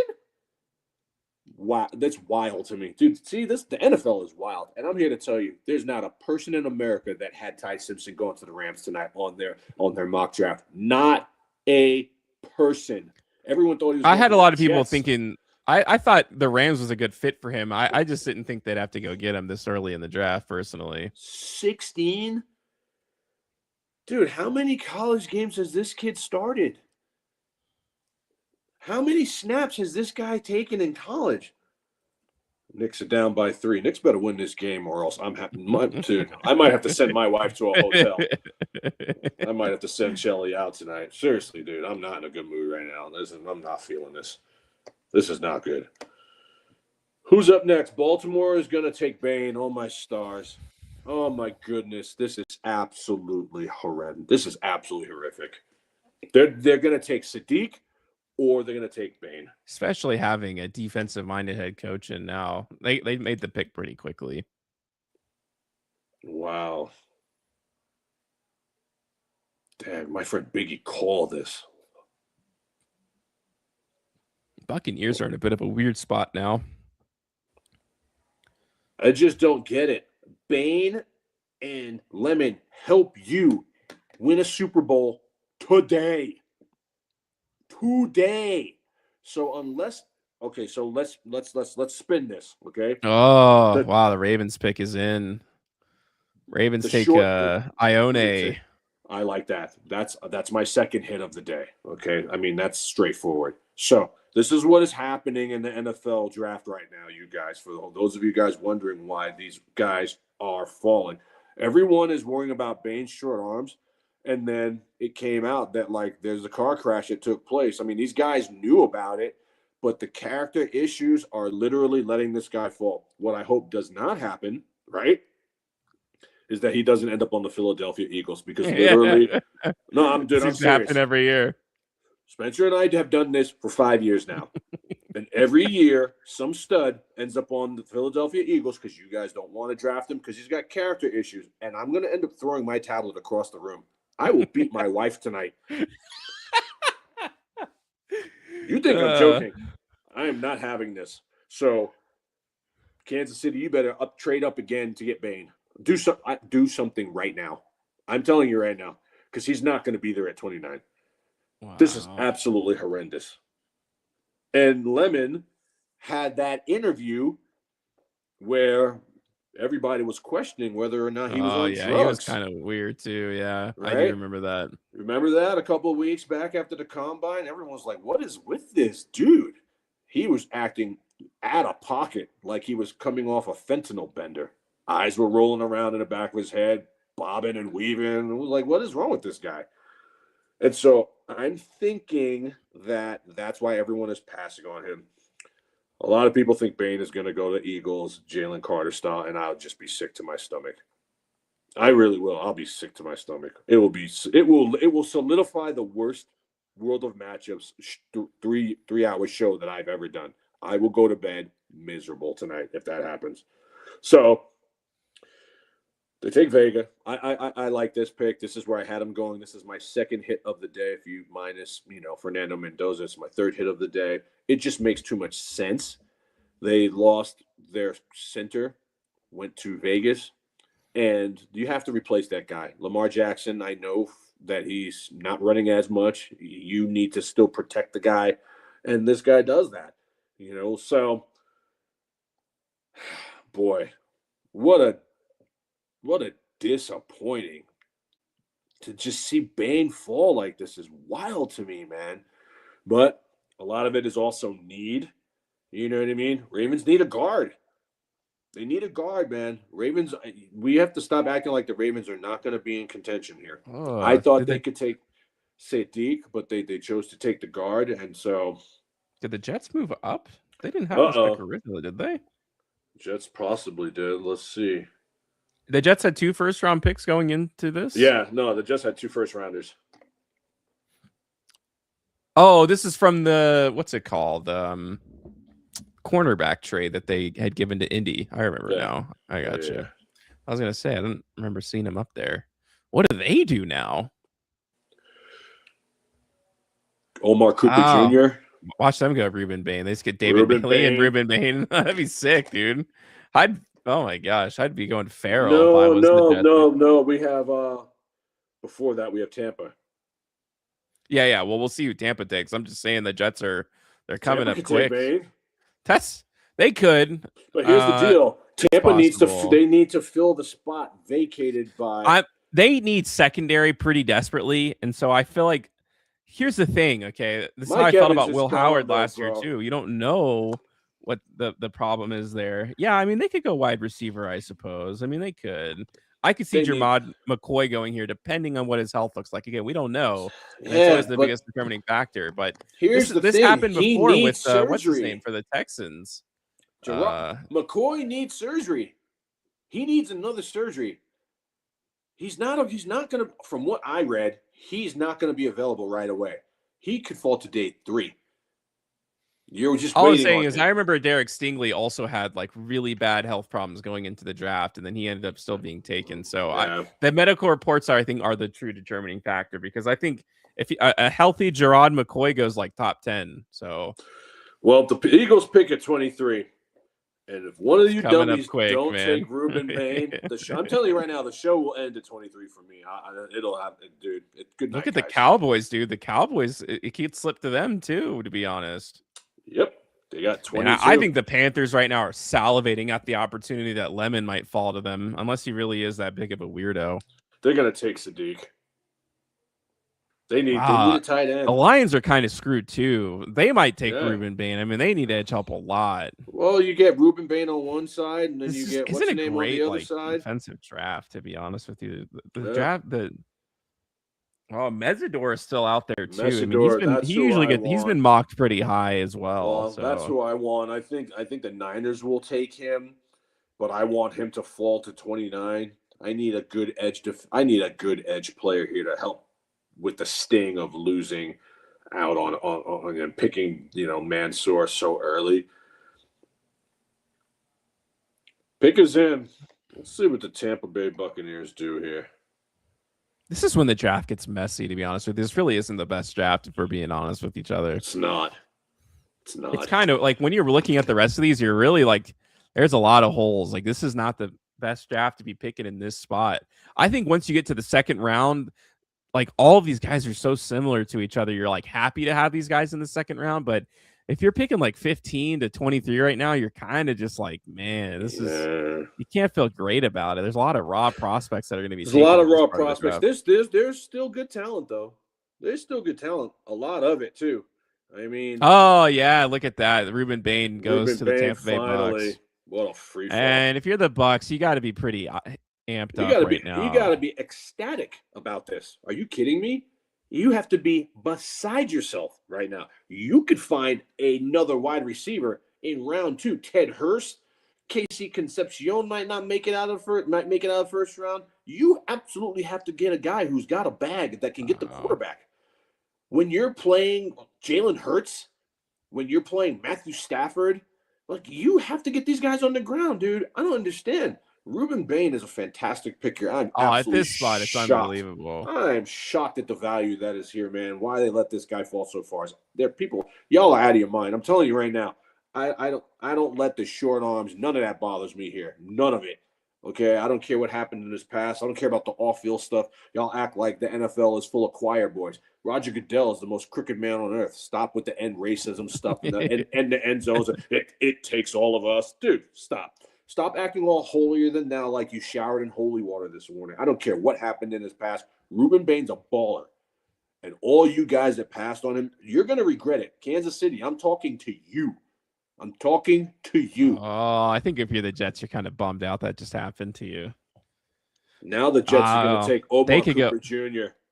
Yeah, I think it's the safe pick. I think it's going to be the comfortable pick for them. They're taking a wide receiver. I think they are too. I think they're desperate for the position. Well, Garrett Wilson can't do it all. And Adonai Mitchell has proven that while he hasn't had a decent resurgence since leaving Indianapolis, that he's not going to be good enough to be a number 2. Yeah, I feel like they put a lot of stock into him and he just couldn't deliver. I mean, he did okay, but he's not that guy. They need that guy. If the Jets are smart here, they take Mekhi Lemon.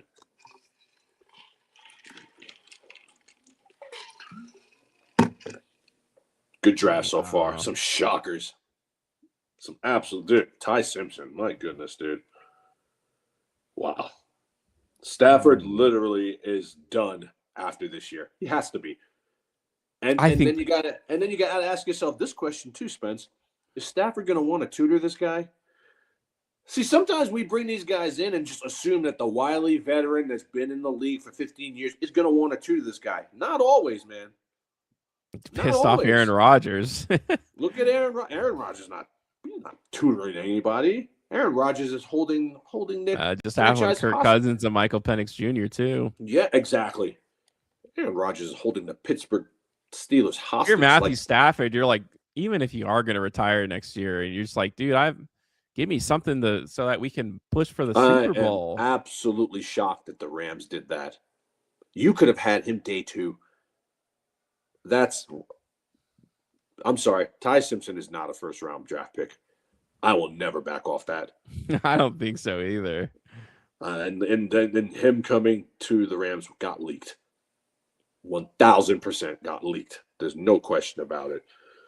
Congratulations, Ruben Bain. I really wanted you, bro. I think really if you're the Lions, you got to take offensive line here. Like, you got to do whatever you can. Man, I'm hearing through the grapevine here that the reason that they went at Delane and picked him up was that Dallas really wanted him. Mm. Dallas really wanted him. Oh, that or they debated him, dude. Or debated him really bad. And the thing is that Dallas has already proven to you, like I told you last week, and even early on in the production, that they were moving up to do something today. They would have jumped ahead of Kansas City, which, okay, fine. Let them have him, take Ruben Bain, and then come back and get Colton Hood on the back end. Or make the trade on the back end. Or take a shot on McCoy. Like, to move up for Delane is asinine to me. It just really is, man. I don't care who wanted him. Your mama could have wanted him. You don't move up 3 spots to get him. The pick is in for the New York Jets. Gang Green is definitely taking a wide receiver here. I'll be shocked if it's not Lemon or Coop. They need help so bad at that position. Let me tell you something. Giant fans are wild, man. I lived in New York for 33 years. Whoa, Jets take Kenyon Jets. Sadiq. So they take Sadiq over Mason Taylor, and they already have Mason Taylor. So the thought process here is this, Spencer. We just did not see enough of what we liked out of Mason Taylor, or we take Sadiq because he's not a true tight end, 6'3", 2 and change, and we play him at the hybrid role like a Travis Kelce because he's not the best inline blocker. He does have good height and he catches everything that you've thrown his way. And now you give Geno Smith another toy to work with, and you believe that you can get more out of Adonai Mitchell. I don't hate it. I don't love it, but at least it's justifiable. It's all potential with him, dude. It's like he didn't have a super duper productive career. I don't think so. I don't think he has the best instincts. He's a vertical route runner, which is unique at the tight end position, obviously, and he can use his athleticism in the run game, not as a power blocker, but as like someone that you pull for maybe these extra tight end sets. I could see he's got burst. He is very athletic, but it's a huge risk, man, because he's not just like Brock Bowers coming in a super productive career where you just know he's going to be a stud. You're trying to project forward. Like if he was focused more on an offense, that he would be this good. Kind of wild, to be honest with you, in my opinion. I think that is kind of a wild pick. I did not see that coming. That was one of the last places I thought he would go. I mean, Mason Taylor's not a bum. Yeah, okay. Like some guys, you have to hold their hand a little bit longer. But again, I really believe it's because of the Knicks lost by a point. Oh my God, I'm going to beat my wife tonight. Oh, it's piling on for you tonight. This is unbelievable. This is truly unreal. Wow. All right. I'm a real one. I love you guys, so I'm going to stick this out and continue with the information. Hey, I'm an Arsenal fan, so I feel your pain right now. They just blew like a 9-point lead in the league, so it's very depressing. I never thought the only good thing about today would be not having to go to work, but here we are. At least I get to talk to Spencer, so that always is nice. I get to talk football with Spencer. All right, guys. So back to football. The Jets, the Lions. Lions are on the clock. I mean, it's justifiable. Would I have done it? No. To me, taking a tight end this early, the guy has to be a surefire guy like a Tyler Warren, who literally was catching balls left and right, like Colston Loveland, who I believe is going to go to the moon this year. Like Sadiq, I don't see him being that guy. He's a project guy. And I can say this with certainty because I'm an Oregon Duck fan. I watched this guy his whole career. It's not like he's got Mahomes throwing to him either. And you have Mason Taylor, who, for all intents and purposes, it's not bad.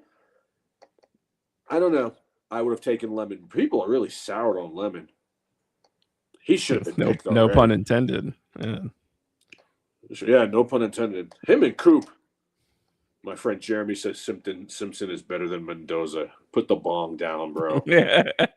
Who's that one insider who's like beating the drum on that? I can't think of his name now. I got clowned for it.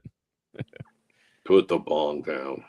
I think the Lions go Blake Miller here. They have to get an offensive lineman. And I don't know who's left, dude. He's like he's the one who stands out to me in terms of offensive line help for them. Yeah.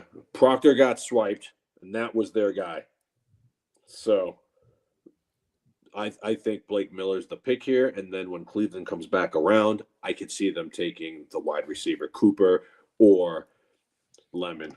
Cooper's fallen a little. Dude, I think the second round is like low key, like Chiefs could take him. Falling into the Raiders' hands a little bit. I think they want to I think the desire for them is to take a wide receiver in the second round. and let someone like Boston or something like that or KC fall to the Raiders in the second round, man. They could be cooking here. These wide receivers are falling, in my opinion. I thought I would see someone like Lemon or Cooper be gone at this point. I didn't know what in order it would be. I thought at least one of them would be gone at this point. So Yeah, these guys are getting pushed down a little bit. They're getting pushed back, and there's going to be some great talent there for Buffalo. There's going to be some great talent there for Kansas City. There's going to be some great talent there for the Eagles, man. The Eagles. You know what I mean?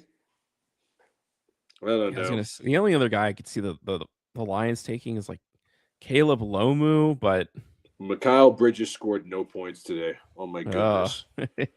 They traded 5 first-round picks for that guy. They traded your mother, your father, 5 picks, and a mansion in the Hamptons for this guy. He has no points. That $150 million man has no points today.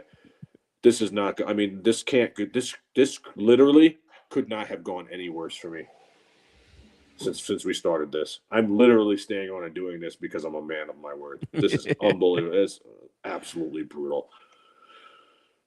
All right, who's up next? We got the Lions on next. Lions are taking Blake Miller. I think they kind of just have to. I feel like they really just don't have a choice. Who are the good tackles left? Tackle falls off a cliff here after Miller. I think it does, in my opinion. Although I like that inside guard for Oregon, but there's no way you're taking him in the first round. He's more of a second round value. Let's see who they take here. This is when they really start to stretch out the draft, man. And Carolina, Sadiq got swiped, so Carolina's going to take a wide receiver here. Yeah, they're kind of bummed out, but I guess they can't be too mad about taking a wide receiver. No, they're going to get Lemon here, dude, because you know that the Lions are Yeah, we totally called that, dude. You could have ordered this guy's jersey already. It was Blake Miller. Blake Miller, right? You have to. He's the last of the linemen. Like, you know it, and I know it. If you don't protect Jared Goff, he's softer than Penn State, like, Penn Station tissue toilet paper. He disintegrates. I mean, he is a 5-touchdown game in the making if you don't give him time to throw.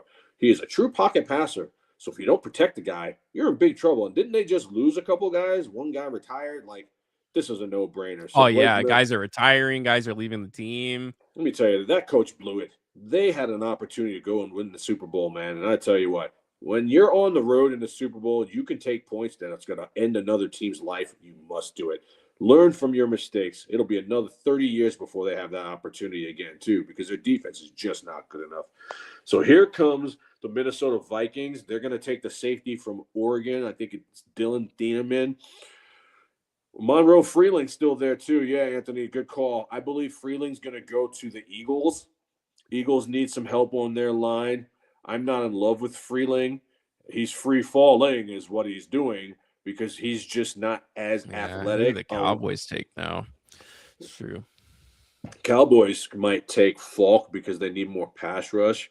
They don't need any more help on offense, so they're going to take a defensive player. Falk is okay. I have him going to the Chargers, but I could also see why Dallas would take a shot at him because, again, guys, we have to make up for Micah Parsons here. Every pick that the Dallas Cowboys make is going to be for defense. Because if the defense is right, you guys can laugh at me all you want here. If the defense is right, the Dallas Cowboys could go to the I think Super Bowl. they take Mesidor. Yeah, I can see the Cowboys taking Mesidor is the pick. The guy that played on the other side of Ruben Bain, that's the pick. So the pick or Jamad McCoy, I can see that too. I don't think they can chance it, Spencer. The guy is injured. He literally needs another surgery. I know I read that somewhere. I know I'm not thinking this up. So here's the pick for Minnesota. I think it's the Oregon safety. Ooh. The Oregon safety, Dylan Thieneman, is going to – I think that's how you pronounce his last name. He's going to fit perfect in this. Or maybe not. Caleb Banks. That's an interesting pick right there. Caleb Banks. Yeah, for the Minnesota Vikings. Interesting. So a safety falls. Guys just don't want to take these safeties. Caleb Banks, Florida, absolute tank of a person. He's got long arms. He's even got a spin move for a guy at defensive tackle position, which is pretty unique. But his good link helps. Like even without a sack, he's able to bat balls down. Like he's an absolute menace in the trenches, which I think it's a smart pick. I think it's smart because I don't really like a lot of the guys at this point in the draft, unless you need wide receiver. This is kind of like the part where you're just like, man, let me sort through all of this. Let me find the guy who I know is going to be productive for my team for a long time. And I think Caleb Banks fits the mold there. I'm going to just suffering is being a fan of the New York Knicks. I just got to put that. I know we're talking football, but I just got to get that off my chest. If you want to suffer mightily, be a fan of the New York Knicks. Okay, back to football. So Caleb Banks, not who I thought was going there. Okay, he's a monster defensive tackle. I mean, he is humongous. My goodness, dude. He is a good player.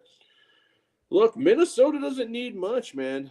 And their defensive coordinator is one of the best. I mean, behind Spagnuolo, Vic Fangio, this is what they like to do. And I think that they're going to have a resurgence here. I think that they're going to come right back. Getting Kyler Murray is going to really help. You don't think – I mean, I know for a fact that Justin Jefferson's not going to have another down year. They got a good run game. Hawkinson's still good. They're going to go all defense, man. And so they go get Caleb Banks, and he's going to go eat somebody. I mean, the guy looks like he eats like 5,000 calories before lunch. I mean, that guy is a monster. I think it was better for them to take someone like him than to reach for someone like Cassius Howell, who we just talked about what's his name? Akeem Mesidor. These guys are a little unpolished when it comes to picks. I feel like this is maybe one of the more polished that you're going to see at this point in the draft. So I'm a big fan of this move from Minnesota personally. Yeah, I don't hate it. It's not who I had going there, but I understand it. Yeah, I think the Panthers kind of have to go wide receiver here at pick 19. Lemon. But do they already have Lemon? You know what I mean? Because that's the thing. You don't want too many of the same guy on your team. You know what I mean? And so what do they do here? Monroe Freeling, help keep Bryce Young upright. I could see the Eagles getting one of these wide receivers because they're gonna get rid of AJ. I think the deal's already in place, man. AJ is gone. Yeah, it would already be done, but we're too busy worrying about who's sleeping with who in New England. So that's kind of a holdup. You know what I mean? We're having infidelity issues in New England right now. So we bad ones, dude. Oh, it's ridiculous. When the story first came out, it's like, this is a sneaky little thing that they just did. It's like, dude, this has been going on for many years. It's kind of unbelievable. 6 years they have. Dude, TMZ. She named her kid Mike like after it was known that they started an affair with each other. Just like you said, man, TMZ and whoever is getting this intel on this, they're like the CIA. I'm telling you, if you want to make some money, get some dirt on someone important and then call TMZ because they will pay you for this footage. They're finding pictures of this guy at a bar with this chick from like 6 years ago. Casinos. It doesn't matter. Hand holding.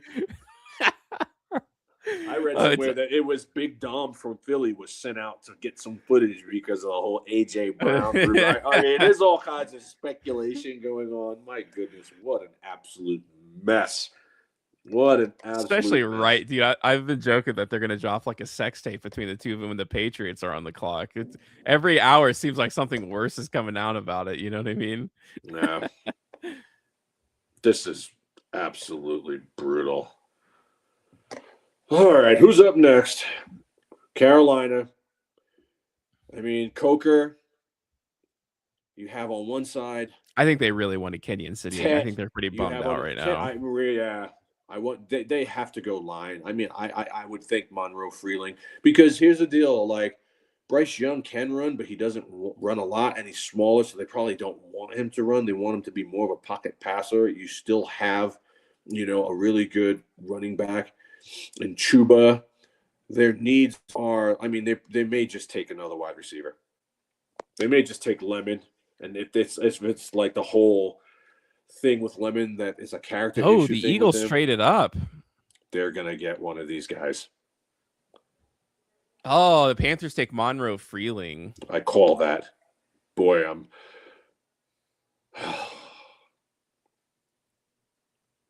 I call that. Wow. They wanted Sadiq. Okay? They want Sadiq. And here's the deal, too. You don't get your guy, so you have to get someone who can protect your other guy, your main guy. And Monroe Freeling, truly, is the last of the good offensive tackles here. The last. A beast of a man. Plays at UGA. You know what I mean? You know what's happening to the man? Listen, the Mets have lost 12 out of 13, and now the Knicks have lost 2 games by 1 point. Ever since Mamdani hugged Mr. Met, New York has been in shambles sports-wise. And I blame all you guys who voted for this clown. Back to football. He's a huge, massive guy. This is really going to help the Carolina Panthers. They're really going to help. He's an elite athlete for a guy his size. But to me, moves well. I don't know. Who would you have taken there? Who would you have taken there? I would have gone wide receiver, personally. You would have taken Lemon. The Eagles are taking Lemon here. You said the Eagles traded up? Yeah, they did. They're taking Lemon. Write it down. Yeah, I think, you know what? I think Dallas Lemon or Cooper. do that. Lemon or Cooper. See, this happens every year. I don't even know why I do this with you anymore, man. Because literally, like, the story is right itself. You dummies, you take Ty Simpson, you take Spencer Fano, and these guys that, like, literally have no reason being picked. Yeah, you call it being picked. This is almost like every year. It's almost freaky. I'm a Kai Lemon to the Eagles. It's just I called it, right? Right? Is that what happened? Yeah, it's exactly what happened. There's a rite of passage. There's a rite of passage. You could trade AJ Brown now. You can trade him right now. AJ Brown, guys, AJ Brown is gone. Gone. Man, he's going to the Patriots. Dude, I'm on fire right now.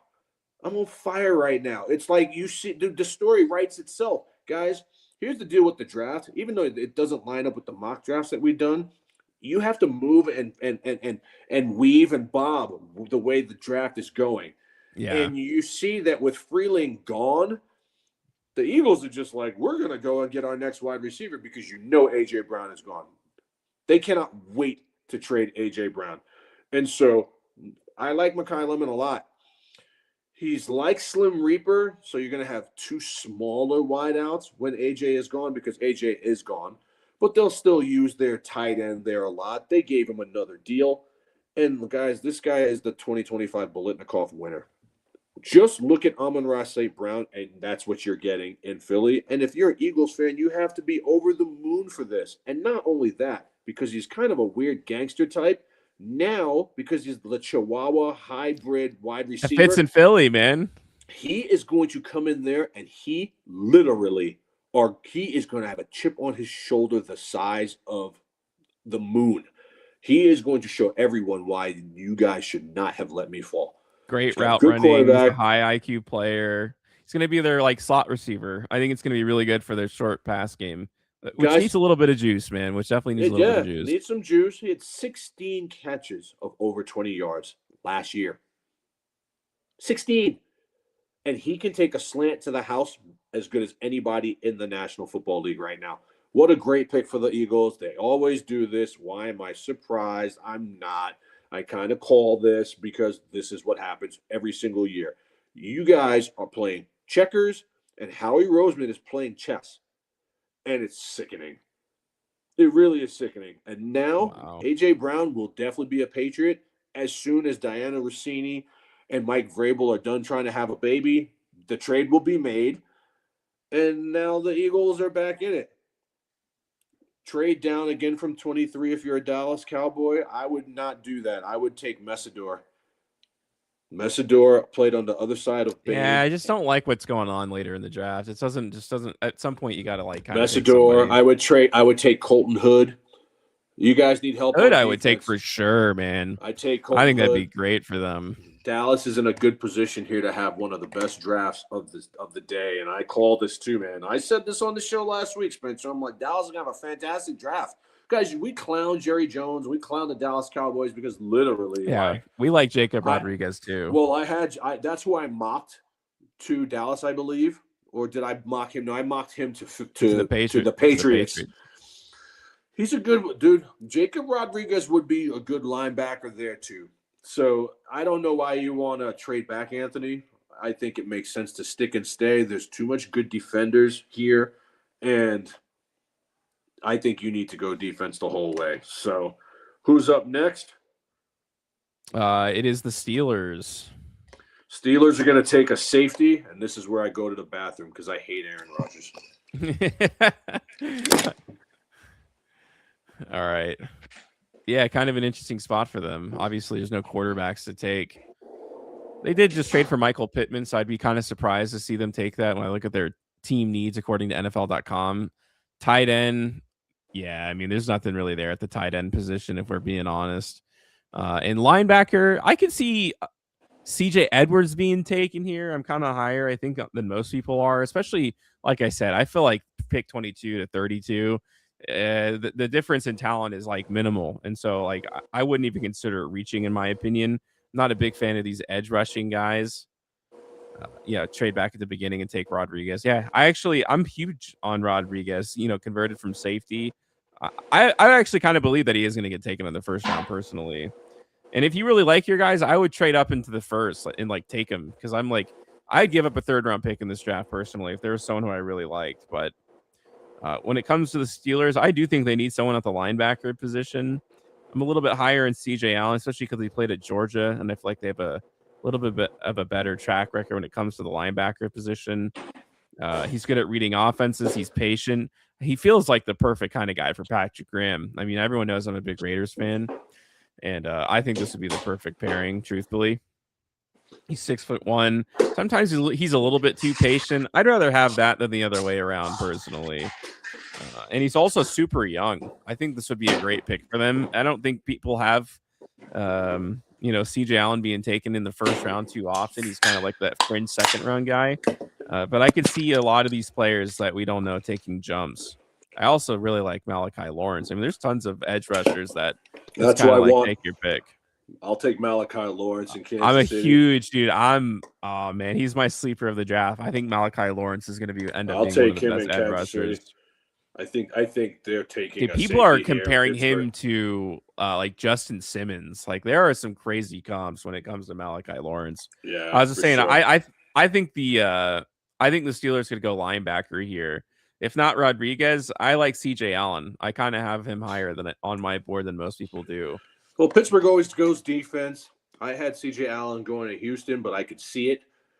It wouldn't surprise me. They're definitely going defense here. Their offense is set. You know what I mean? They just traded for Michael Pittman. They still got that bum. That's what I was saying. I don't think they're going to go wide receiver here because I think that the trade for Michael Pittman kind of cements it. Omar Cooper Jr. falling is interesting. It's really interesting. God, imagine if he falls. Dude, if I'm the Raiders, I would consider trading up to take Omar.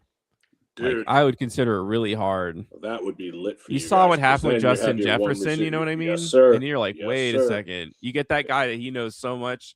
Kansas City number has to one connection him too. Kansas City has to consider him too. Thing is, this is when Omar Cooper becomes valuable. He was being mocked really high, and now that he's falling, it becomes a different story, in my opinion. He's falling, man. He's easily one of the best prospects left available. Him and Denzel Boston are like. Yeah, I like Boston too. Still hanging around. So the pick is in for the Pittsburgh Steelers, and they're home, and so everyone's going crazy. You got to give the home crowd something to cheer about. Let's see what the Rooneys and company I think you're going to see some trades here. I think people are going to start trying to pick out their guys because I don't think people want to go deep in this draft. I think people are going to be willing to chop up. Jerome Bettis and company. This is cool, man. Let me tell you, there's nothing like having the NFL draft in your hometown. We had it here in Vegas. Yeah, man. It was awesome, man. Having the draft, such a great having time. The Super Bowl in your hometown to like be able to have lived to see that here for us, dude. We're so spoiled living in Las Vegas. I know. Other places don't get this kind of stuff, you know what I mean? But the Pittsburgh faithful is there and they're fired up. They look like they've shown out too, man. A nice little crowd they've got there. And let's see what they do here. The Steelers take. Drum roll, please. Here we go. It is Matt. I can't even say his name. I knew it was Hina Mincher. I think it's. I heard it earlier. That's a reach. This is the guy that I told you I loved. And so obviously this is where we defer. Kind of a reach. I think he's the best inside guard. Like he pure inside guard here. I don't know why they have him. I personally don't know why they have him listed at offensive tackle. I think he's gonna be an inside guy. Yeah, I don't know. That's just the nature of offensive line. You know what I mean? Mm-hmm. He's 6'6". He's got really big size. He's athletic to go with it, and he can set the edge in the run game. And I do think he's going to kick inside. He doesn't have a lot of experience. He has a lot of experience, and that's why I don't like him. He's not great with his hand usage either. Here's the deal, man. There's a next level of tackles after Freeling, and this is it. Yeah. And it's a huge step down. I would have taken a safety here. You know what I mean? I would have taken a safety here. I just read this that Malik Neighbors is not happy with the Arvell Reese pick at all. Don't get me wrong. I love the player, but where do you play him? The reason why I say Caleb Downs, you have to get him when he's available. And because we just traded Dexter Lawrence, when you eliminate something from there, you have to put something in the back end. Woo! Getting testy there, Big Blue already. That's pretty wild. That's wild, dude. I'm like, you're not. Dude, if I was the Steelers, bro, I would have taken Pregnan if they're going to take an offensive. You like him, man. I don't like him. They just spent the last 2 drafts taking offensive tackles, and so they take another like pure offensive tackle. They must really believe his conversion inside is going to like work out for them, which it could. I could see it. If you're watching, guys, can you confirm or deny this? I don't have the time to do it because we're trying to bring you the heat. But somebody said that Mansour Delane did not give up a touchdown all year. Spencer, do you know if that's true? You're high on him. Not one touchdown. I think I actually did hear about that. He did not give up a touchdown all season playing for LSU. Not one. Is that true? I would think that we would know that. I'm shocked that we don't. No, he didn't give up any touchdowns during the 2025 season. I could see why they probably went up to get him then. You saw how high I had him on my list. You have him high. Well, he's the number 1 cornerback. There's that. I just don't like giving up picks when I have holes all over my defense. You know what I mean? But I might feel better. You know what? I might feel better about it tomorrow when I wake up. I mean, the Knicks already ruined my dinner. So I'm going to go throw up after this. I told my wife she was safe, so she didn't have to go to a hotel tonight. I just text her and said, no worries. Like, no wellness checks for Shelly Reed tonight. But here comes the Chargers. I think the Chargers take the linebacker that I was telling you that I mocked to them. What's his name? I can't remember. Chargers have Kendrick Falk from Auburn. This is where I have him going. Yeah, these guys. This is where these edge rushers become. Khalil Mack is old, man. They're old. Their offensive line is set. Both those guys were hurt, but they'll be back. Alt will come back. You know what I mean? Like, they got good running backs. They got good. This is where I could also see Omar Cooper Jr. going. They could use wide receiver help for sure. They could use wide receiver help. I could see Omar Cooper Jr. going here. You know, if the Raiders were smart, I'd be trying to move up right now. That's what I'm saying, dude. I would move up to take Omar Cooper right now easily. I would be trying to. If it comes to the Bears and the Bears give you a decent package, I think that'd be the spot. Here, I think the Raiders. This is if I'm a Mesidor, Raider fan, the Chargers take Mesidor, which I think makes a lot of sense. What a great pick! I was hoping he was going to fall, man. What a great pick, man! That's a great pick. You guys, I'm telling you, don't sleep on this guy. A lot of you are thinking, well, it was just because Ruben Bain was on the other side. No, man. I'm telling you, go pull up this kid's film. He was everywhere. And he was bullying fools. The AFC West is going to be tough. Dude, the Chiefs could finish 4th for the first time in decades. They really could, man. It would not surprise me, based off what happens rounds 2 and 3 here, if the Raiders get themselves a wide receiver. The Chiefs have the next 2 picks for the Kansas City Chiefs. That's here a great pick for the Chargers, honestly. Dude, that's a fantastic pick, bro. The guy is a stud. He should have went higher than this. Dude, to be honest with you, it is unfair that he was like under the shadow of Ruben Bain. This guy is good, dude. He's got developed hand technique. He's got a hezzy. He's got some moves. He even dropped back in coverage a little bit. Yeah, dude. He doesn't really have the power, so there's obviously going to be some holes in his game, and he's not very good in the run game. He's finesse, but you still have ballers on the back end. You don't have too many finesse guys on that Charger defense. You've got guys that want to kill you. Derwin James, Tony Jefferson, Khalil Mack. This is a fantastic pick, man. This might be one of my favorite picks today. Caleb Downs going to the Commanders is so far my favorite pick. This might be my second favorite pick. This guy's a beast, and he did not get his just due coming into the draft. You guys didn't talk about this guy enough. Him falling this far, I could have seen the Eagles taking this guy too. These are great picks that are being made right now. I don't understand. You guys need to be trading up right now. The talent is thinning out, especially if you want someone to go get the quarterback. Malachi Lawrence, man, Kansas City, get it done. Because after this, it falls off a cliff. It really falls off a cliff unless you want to take Colton Hood and just screw and say, you know what, you guys are screwed getting the quarterback. Colton Hood should be going here soon. Who's up next? Yeah, it looks like the Cowboys are up next. I got a hard on for Colton Hood here, man. I do. Cowboys might win this draft. That'd be an awesome pick for them. Oh, my God. Are you kidding me? Now you got Caleb Downs and Colton Hood in the secondary, a place where, like, you have struggled mightily for the last 3 years. Now, all of a sudden, teams can't throw on you or will pay the price. You won't have to win so many games, 40-38. Wow, see, this is where I would have traded. They could go Kendrick Falk here. Falk. I don't like Falk, but I can see them taking him. Jacob Rodriguez.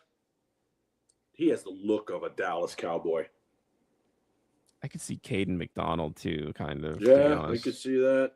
He just because he's like big, and I could kind of see him as a Cowboys player. It kind of fits the prototype that they like. Kind of these like genetic dudes that are just beasts, I guess, in theory. I think that'd be a bit of a reach. They could, yeah.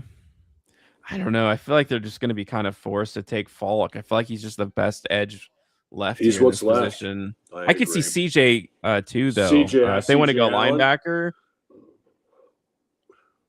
I could see it. They could go Rodriguez, dude, to be honest with you, too. I mean, if they want to go linebacker and they want to go super athletic, imagine the two of them.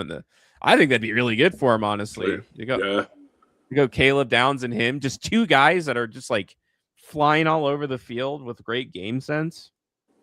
I think it'd be a bold pick, but I think it'd actually be kind of good for them.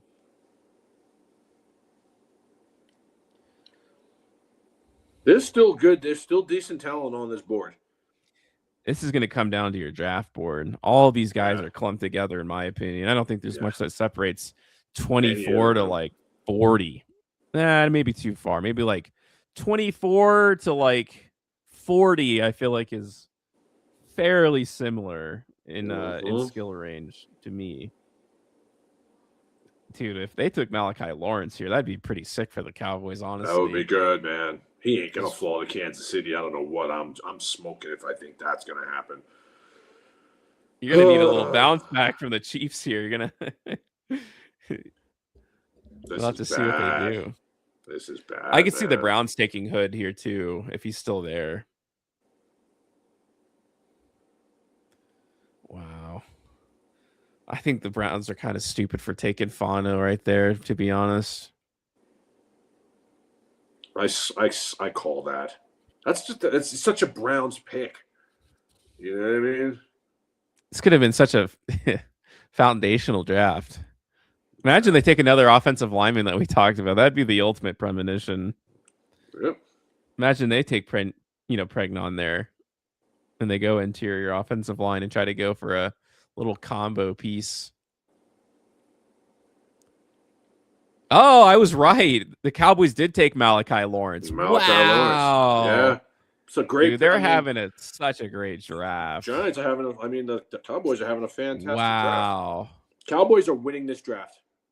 Dude, I'm a big Malachi Lawrence guy. Wow. Yep.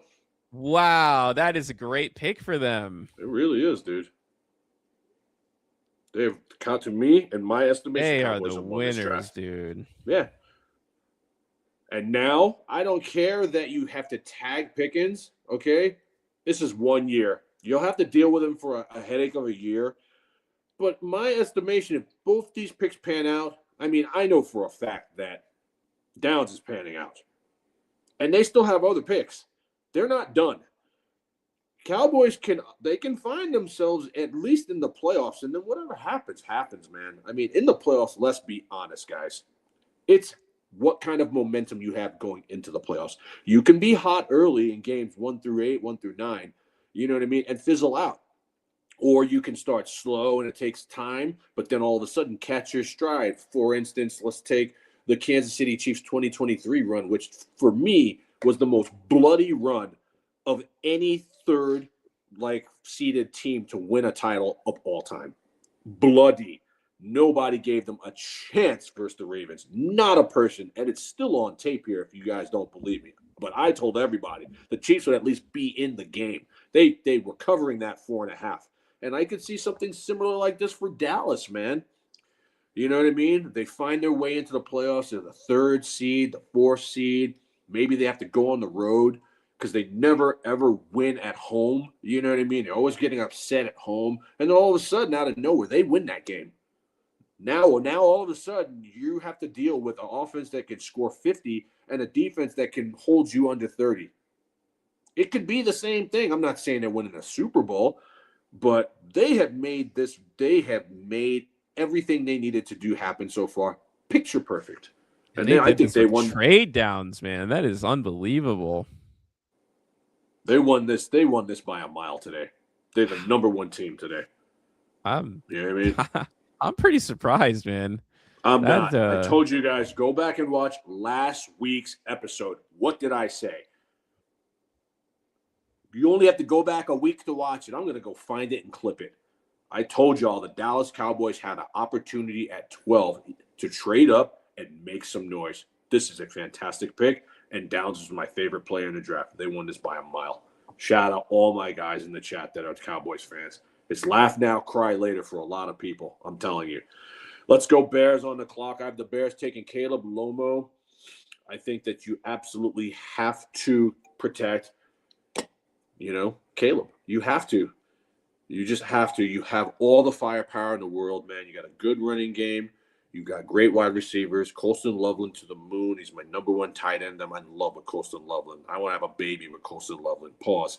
And so you have to protect. You don't want to see what happened to Mahomes happen to Caleb. I'm not saying that it will, because Caleb runs and he runs expeditiously now. He takes his shots. But in order to win a Super Bowl, you have to have a franchise quarterback. And that franchise quarterback has to be healthy. And I don't think you can have enough offensive tackle help in this league, man. It's just been proven. Good lines win Super Bowls. Defense wins Super Bowls, but having a quarterback that is upright wins Super Bowls. And I like Caleb Lomo from Utah. He's my pick for the Bears, but we'll see what they do. Yeah. What else could the Bears go after here? Safety. Offensive line, edge. Yeah, they could go for the guy. They could go Dylan Thiemann from Oregon. That's what I was saying. Thiemann's kind of fallen pretty far. Yeah. And Bears love their defensive guys. I think that'd be a pretty good pick for them. I think so too. I could see Falk. I just don't like him, dude. I'm just not a big fan of him. I don't think he's worthy of a first round pick. Shout out David Miller. I work with this guy, humongous Bears fan. He's on right now. Shout out David Miller. We got to give him his flowers. I love what the Bears have done. I've been on the Bears now a couple of years, and simply because they've done it right. They haven't bought their team. You know what I mean? They haven't bought their team. They drafted Luther Burden, who you told me was going to be a dog, and that's exactly what happened.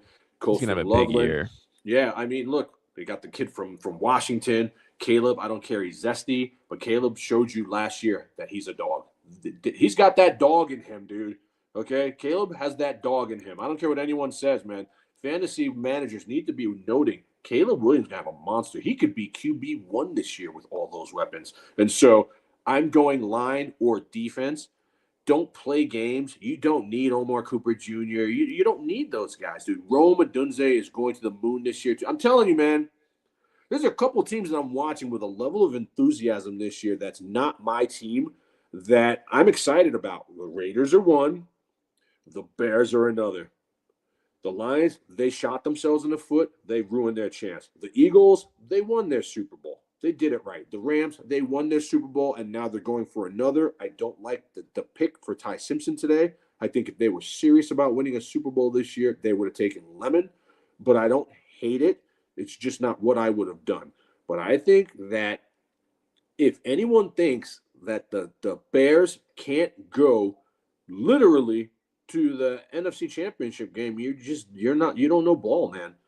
They're going to take a huge step. They got the coach. You know what I mean? They've just done it right, man. They've just done it right. And their franchise has been starved. They've been starved. Oh, the Browns go for KC Concepcion. The Browns take Concepcion here. That's a great pick. Yeah. I thought he was going to fall and go to the Bills. So KC Concepcion helps. Omar Cooper is a Bill. I mean, yeah. Omar Cooper Jr. will be a Bill. He'll be a Bill. So Concepcion on one side right here and go and take Omar Cooper. Personally. Harold Fandon in the middle, which is really, really good. Jerry Jeudy's still decent when he wants to be. This is a pretty good move for the Browns. I'm not surprised here because in order to stay current, you have to score points. In that black and blue division that gets pretty ugly, you got to be able to score points. And Concepcion is a field stretcher. He's a baller. This is a good pick for them. They get their lineman, which was smart. Now they get someone that can help them score, also smart. Now, I don't like Spencer Fano, but I understand why they did it because you can move them all over the line. It's a little smaller. Okay, fine. At 6, to me, that's absolutely insane, but I understand what they're doing, and the Browns are going to brown, dude. Yeah, I mean, the Browns are going to brown. My question is, who's the quarterback? Who is the quarterback? Is it Deshaun Watson?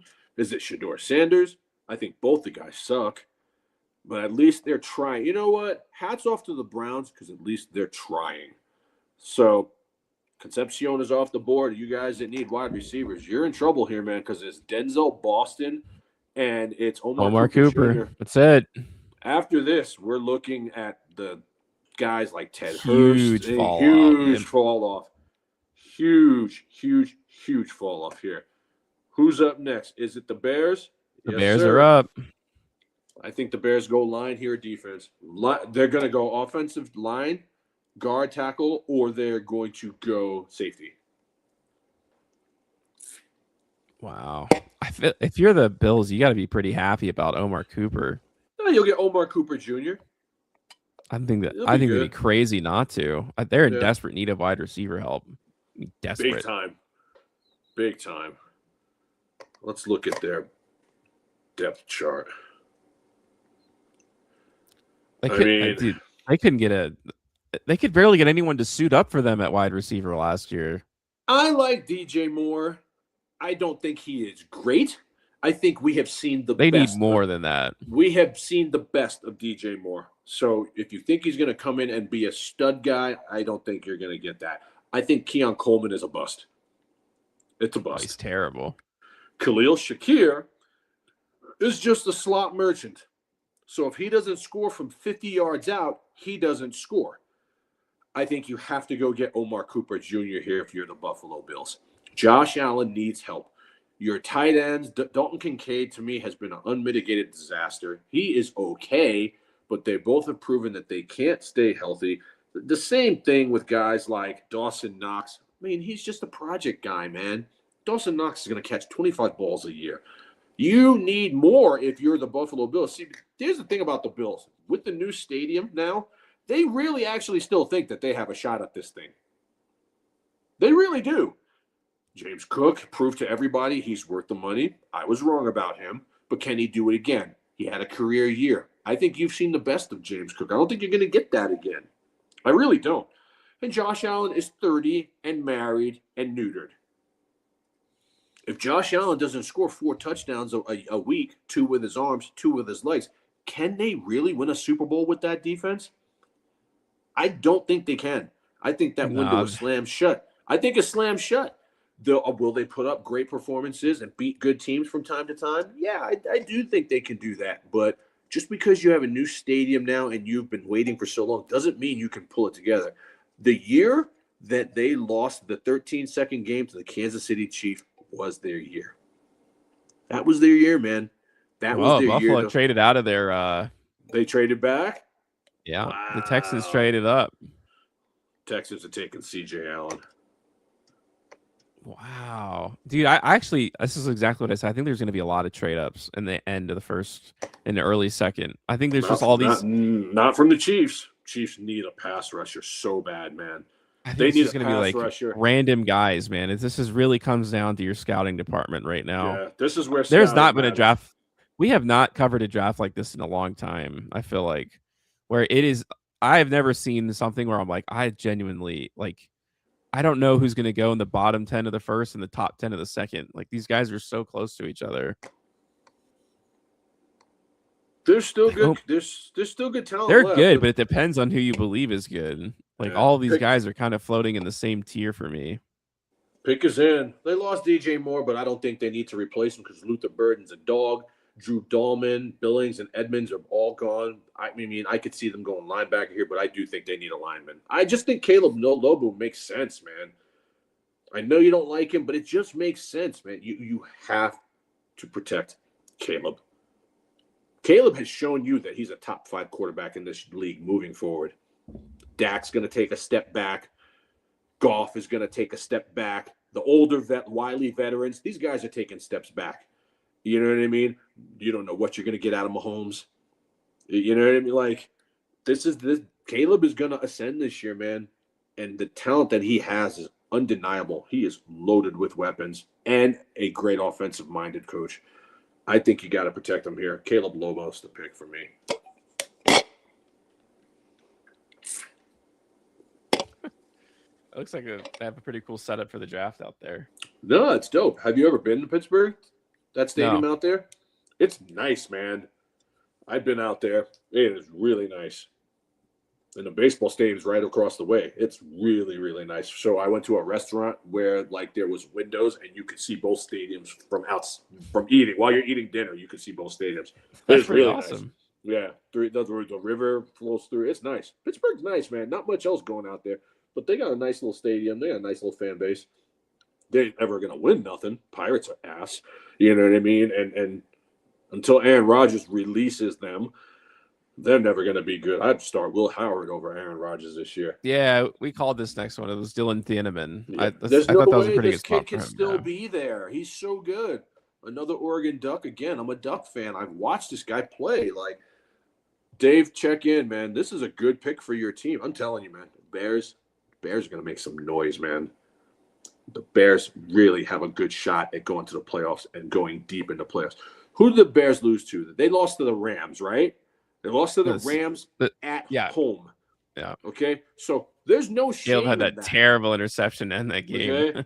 Okay? But listen, there's no shame in that. That's a building block loss. It's almost kind of a win because none of us really expected them to beat the Rams. I know they were at home, and I believe they were home dogs, which usually paid dividends, and they were in the game. Oh, it was close. It was close. But the Rams are just better. They were just better.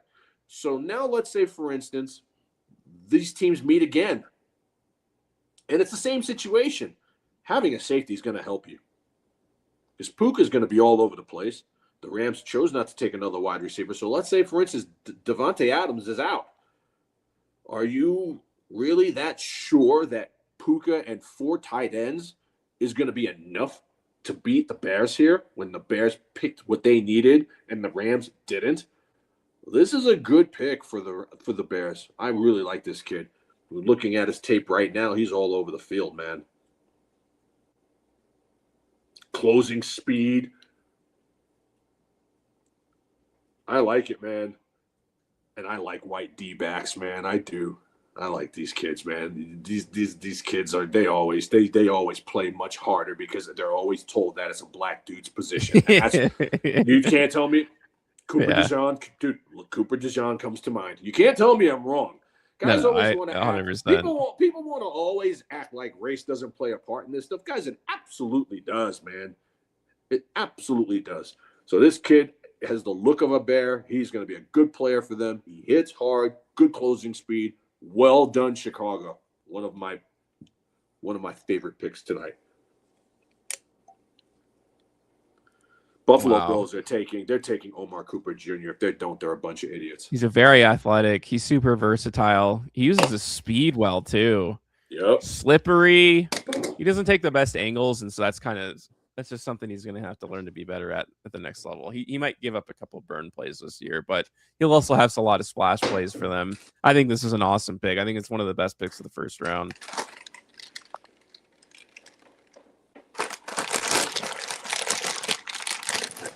Next up is the Bills. Dolphins. No, Oh, the Dolphins. Dolphins. The Dolphins move up. I believe Dolphins had 30. The Texans are up, and I think the Dolphins moved up for the next pick after. So Texans are up. Not a whole lot of trades. This is when I thought a lot of the trades would start to go down. These are all guys picking their guys. This is where the Chiefs should have traded up. They should have taken Bain Wow. and then come back and taken Colton. Are the Dolphins taking Omar Cooper? Is that what they're hoping for? Just Probably him or Denzel Boston. they're desperate. Yeah, but Boston could get taken too. I'm pretty high on Boston for sure. No, that's an awesome replacement on the defense for the Bears. Yeah, you have to be happy with the pick, Dave. Bears lost all of their safeties. Good to pair with Bryant. He was definitely the best available. If you He's just the wanna go best straight down available the board. safety. I mean, that's such a good pick. I'm telling you, I'm so excited Just for you prospects Bears in fans, man. general. 1985 is a long time ago. Half of you guys aren't even alive. Oh, nice. He went out into the crowd with the Bears fans.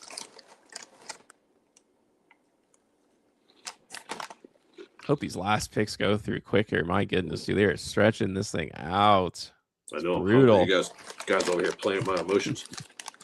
I haven't eaten in 2 days, so I'm luckily I still don't have my hunger left. This is like, I guess, perfect for that. Let me tell you guys something, man. Don't ever question in your lives the dedication we have to bringing you guys this information and doing this. I have done this sick. Spencer has done this sick. I've done this with no sleep. We do this. We're not getting paid for this at all. We're not monetized. We just love football and love to talk football with each other. And so one day we just decided to make videos and bring you guys this information. And the type of stuff that's happening today is what's going to help you guys during the season when it's time to put some money down on some bets. So at the end of the day, just throw a prayer our way and thank us. Wow, the Texans took Rutledge. That is a bit of a reach, in my I opinion. don't like him. He would have been there day 2 in the middle of the round. And they traded up for him. Wow. No, I didn't have him getting taken this early. Not even close. I'm looking down my scouting list right now. That's good, though, because Kansas City needs a pick here. They need a good player. So if you want to take a guy who wasn't really rated that high, I'm fine with it. Man, talk about desperation. The guards fall off a cliff. Listen, remember this, and I've said this a million times, Spencer. Ever since they traded Laramie Tunsil, they've been cursed. I think they're continuing the curse there. Their line, That's their one of the line- big breaches, in my opinion, that we've seen so far. Mm-hmm. Their line has literally been in shambles since they got rid of Tunsil. I think they're just trying to I think they're putting Band-Aids over really bad problems. Mm-hmm. I don't think you're getting first round production out of him, dude.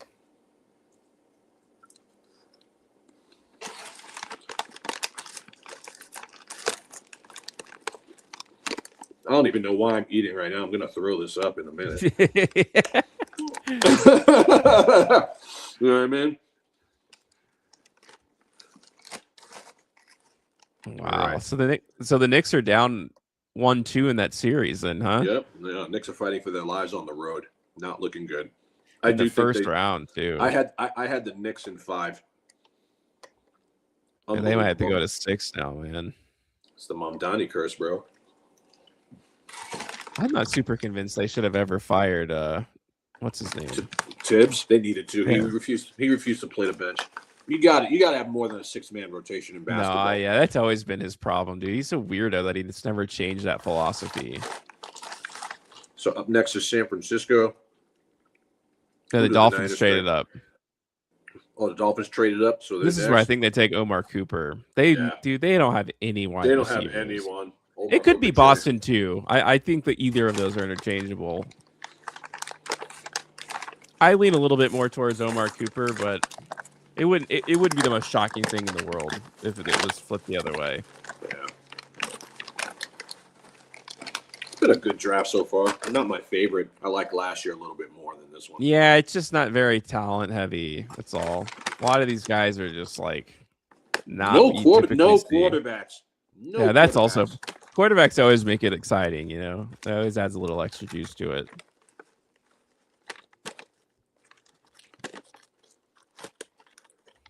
Man, the Cowboys ate tonight. They feasted. They ate, bro.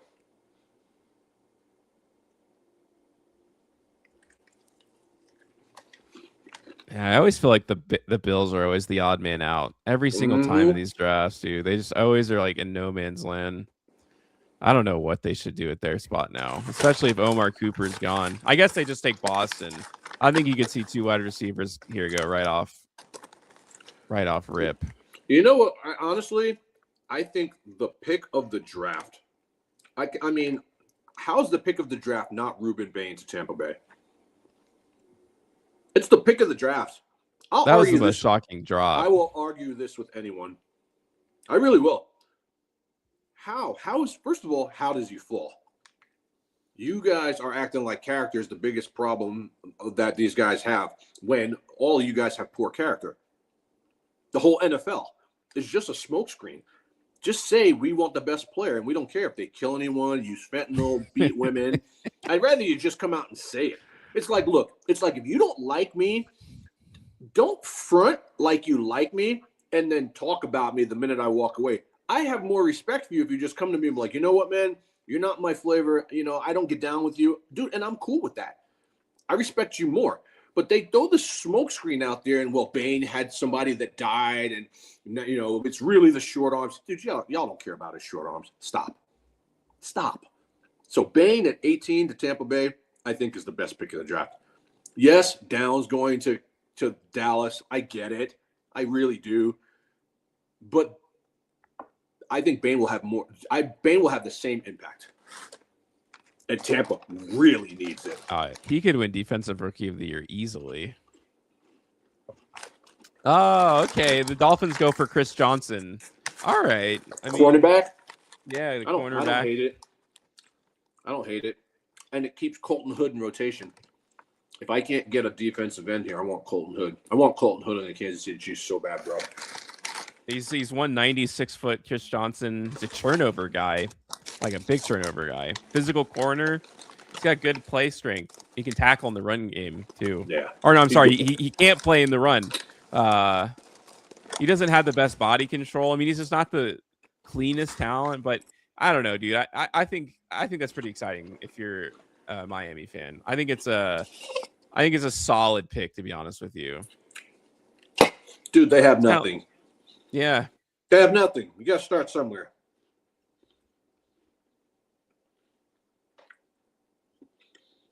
I still like Colton Hood more than him. I'm surprised. Yeah. I think he's just maybe a little bit more polished. Like Colton Hood's just kind of a liability in the run game. Yeah. This guy's going to be an asset. You know, they do have a defensive-minded head coach. I think it kind of fits his profile a little bit more than Hood would. Mm-hmm.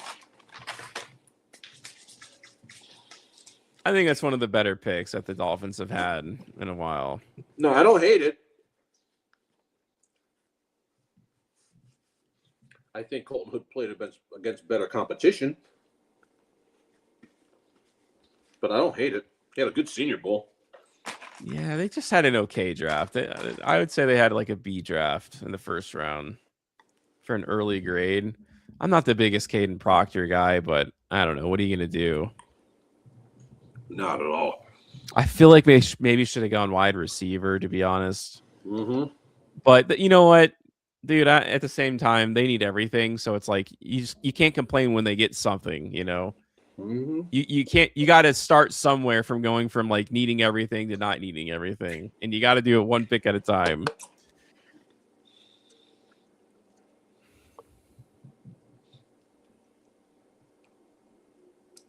Yeah, San Diego State. You're just kind of like Competition's not great, dude.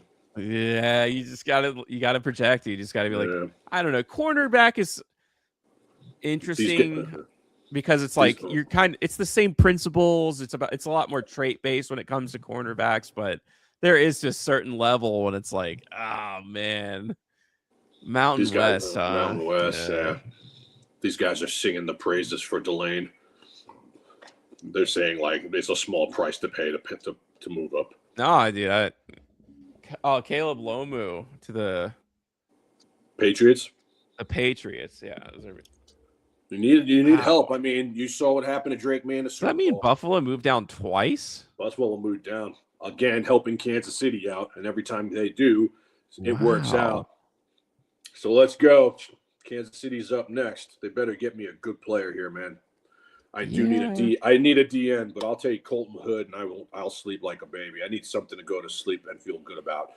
Maybe a good double secondary pick there. Yeah, you need it, man. You need it bad. I mean, what are these guys, dude? But Nix is throwing. You know what I mean? You know, Fernando Mendoza is going to be throwing. You know, Justin Herbert's going to be throwing, and then they always seem to play. Patrick Mahomes and the Chiefs always play the best competition. There's going to be some trades in the early second too, man. Oh yeah. I'm looking at the rest of my draft board right now, dude. There's going to be some wackiness going on. There's going to be so many trades in this part of the draft. Omar Cooper Jr. could go to Kansas City here too. Wouldn't surprise me.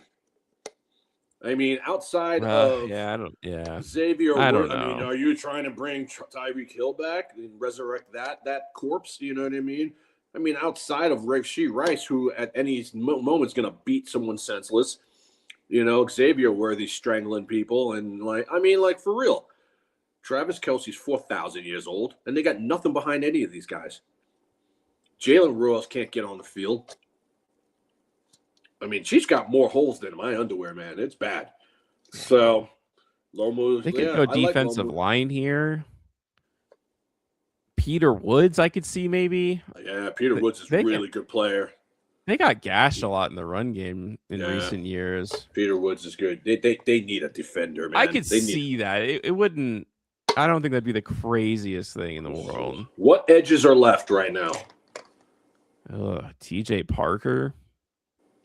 I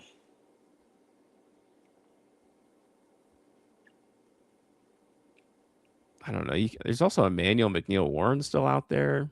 Caden McDonald. None of those guys do it for me. Kendrick Falk. Falk, I could see. Cassius Howell. Cassius Howell. That's the guy. I like Cassius Howell a lot. I would be happy with him or Colton Hood here. I could see Cassius Howell. Yeah, come on, Cassius Howell. I mean, I would much rather prefer Ruben Bain at 9 and then Colton Hood at 29. But Mansour Delane is great. I'm not mad about Mansour Delane. So don't get me wrong. I'm mad that we traded up for him. I'm not mad about he is a stud. He's going to fit right in Kansas City. Steve Spagnuolo is going to put that boy in the blender, and it's on. So you got to have that. But I prefer Bain and Colton Hood versus Delane and whoever here. You know what I mean?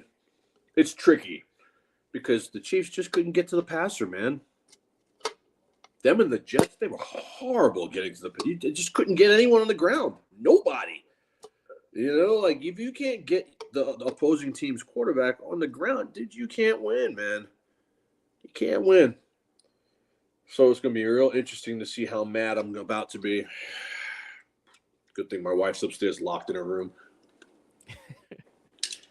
I don't think there's anyone on offensive line, but obviously offensive linemen are being super inflated in this year's draft. So. They've been gassed so hard, man.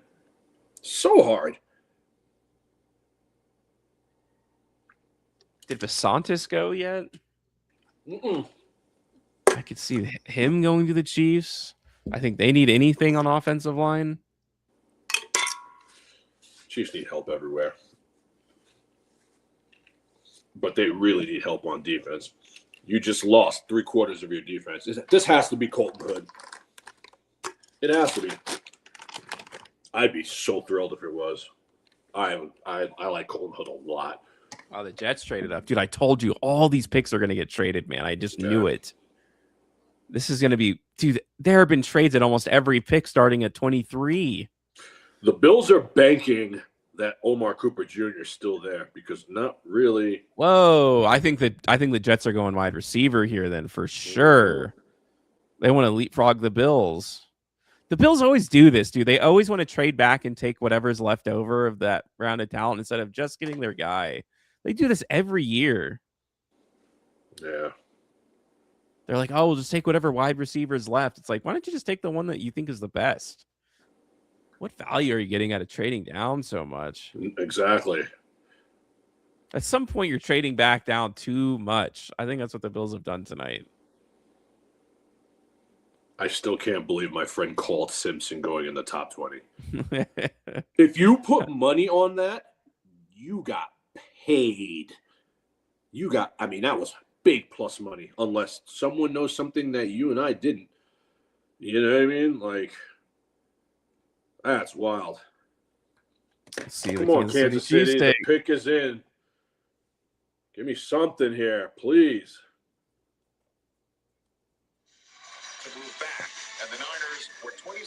Maybe if I turn up the volume. Peter Woods? I can live with that. I said that one. Yeah. I saw that one. Yeah, I can live with that. Peter Woods is a good player, man.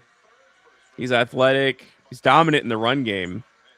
He plays a little erratic, man. He's going to have to get coached up a lot, but it's a good place to go if you need to get coached up. Exactly, because Spagnuolo is going to go to the Hall of Fame as a defensive coordinator, so it could be the best spot possible. I don't hate this at all.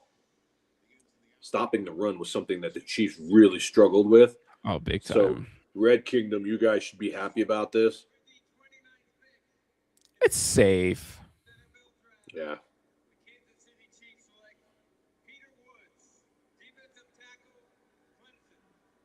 Clemson is good competition.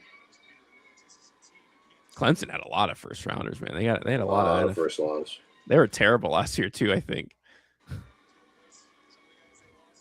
It's terrible coaching, obviously. Spagnuolo will get this kid right. I think, if he gets him cleaned up, I think he's going to be a really good defensive tackle. He doesn't really have a bag of moves. He's not going to be a pass rusher. He's just a run stuffer. He's got good motive, though. Plays with a good sense. Yeah. Got good game sense. Between him and that new Samoan dude, Tonga, the Chiefs can clean up that run game, man. Because last year they couldn't run the ball and they couldn't stop the run. This year they should have no problem running the ball. And now if they could actually stop the run, could be in some more games, man. I mean, they were 6-11, but they never got blown out. You know what I mean? Like, that's kind of weird to lose that many games and not ever get like your teeth kicked in. I like this pick. Again, I would still have preferred if it was Bain and Hood, but man, if I'm the Chiefs, I'm trading up again and trying to get Colton Hood tomorrow. They need another cornerback. There's going to be a lot of guys falling into the second round that I'm a bit surprised on, for sure. Yeah. Wish he was a little bit taller, but this helps. This Boston, really helps. Cooper, like these are all guys that I thought for sure would be first round prospects. This Chiefs defense is CJ not bad, Allen, though. I'm still surprised about. Jets traded. Jacob Rodriguez, a lot of guys, dude. A lot of guys. There's another safety. That guy with like the I forget his name. He's got like 3 different parts to his name. Emmanuel, something like that. I can't remember. Or you talking about the offensive lineman? I think no. He's a safety. He's a safety. Oh yeah. What's his name? Hold on, I got it. Emmanuel McNeil Warren. Yeah. Out of Toledo. I actually really like player. him, dude. He's Toledo produces good secondary players. Yes, they do. A very good track record for that. They do. As of recent. What do the Jets do here? They traded up. Yeah.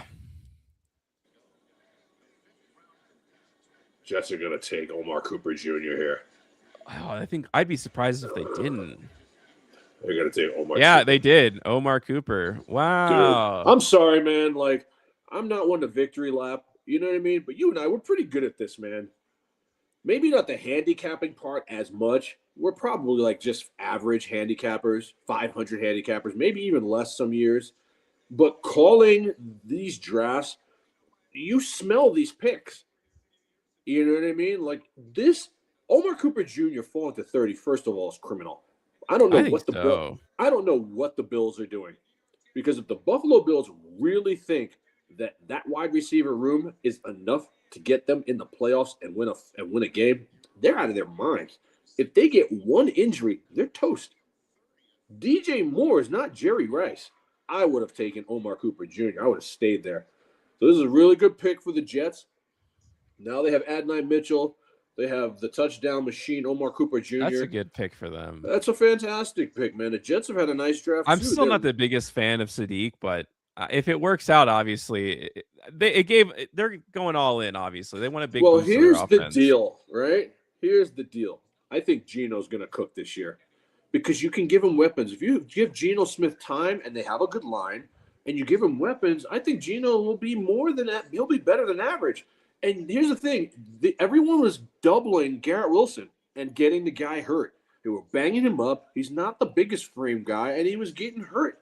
Now you have to cover a hybrid tight end like Sadiq, and then you got a guy like Omar Cooper Jr. All this kid did was score touchdowns. That's all he did. So productive. Man. This is a great trade back. This is fantastic. Dude, the Jets have had a nice outside next to the Dallas Cowboys. I think the Jets have won this draft.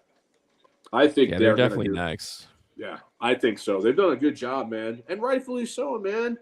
I mean, look, if the Jets could just hold it down and get a franchise quarterback, they already have the other pieces in place. It's not like the Raiders where they kind of have all the defensive players kind of in place, but still missing like wide receivers. They have no wide receivers in LA, in Vegas. You know what I mean? So by the time they get their franchise quarterback, the Jets will be set. Defense is always good. I'm just worried about Aaron Glenn. I don't think he's going to be around. They need a coach. Dude, the Bills have traded back again. Jeez. That's unbelievable. The Titans are now going up. They're going to take Boston now, aren't they? Mm-hmm. 100% they're going to take the Boston. The Steelers here. were on the phone with Mekhi Lemon planning to take him at 21, and the Eagles traded up to 20 and picked him. Wow. This is Howie Roseman's, man. This is Howie Roseman. Honestly, Howie Roseman is the best general manager in the NFL. He does this every year, man. Every single year. That's wild. Dude, every pick in the top in the last 10 have been traded, like except for the Bears. That is Bears crazy. Bears and the Chiefs. Bears and the Chiefs. Stayed pat, man. Wow, dude, the Bills traded back three times. They're going to have a nice second round. They must believe in a talent. I don't really believe in a talent in the second round. I mean, there's guys, but are they NFL ready? I mean, I don't know.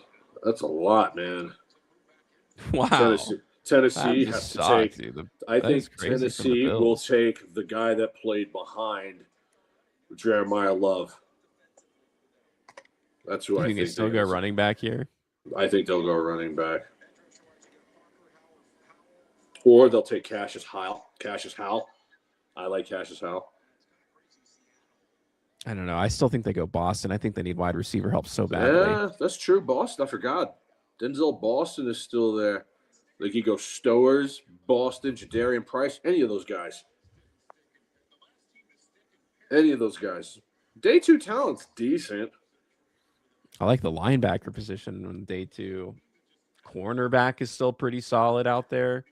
Secondly, safety. I really like Emmanuel McNeil Warren. I'd take Jadarian Price here or Denzel Boston. I would take one of those two guys.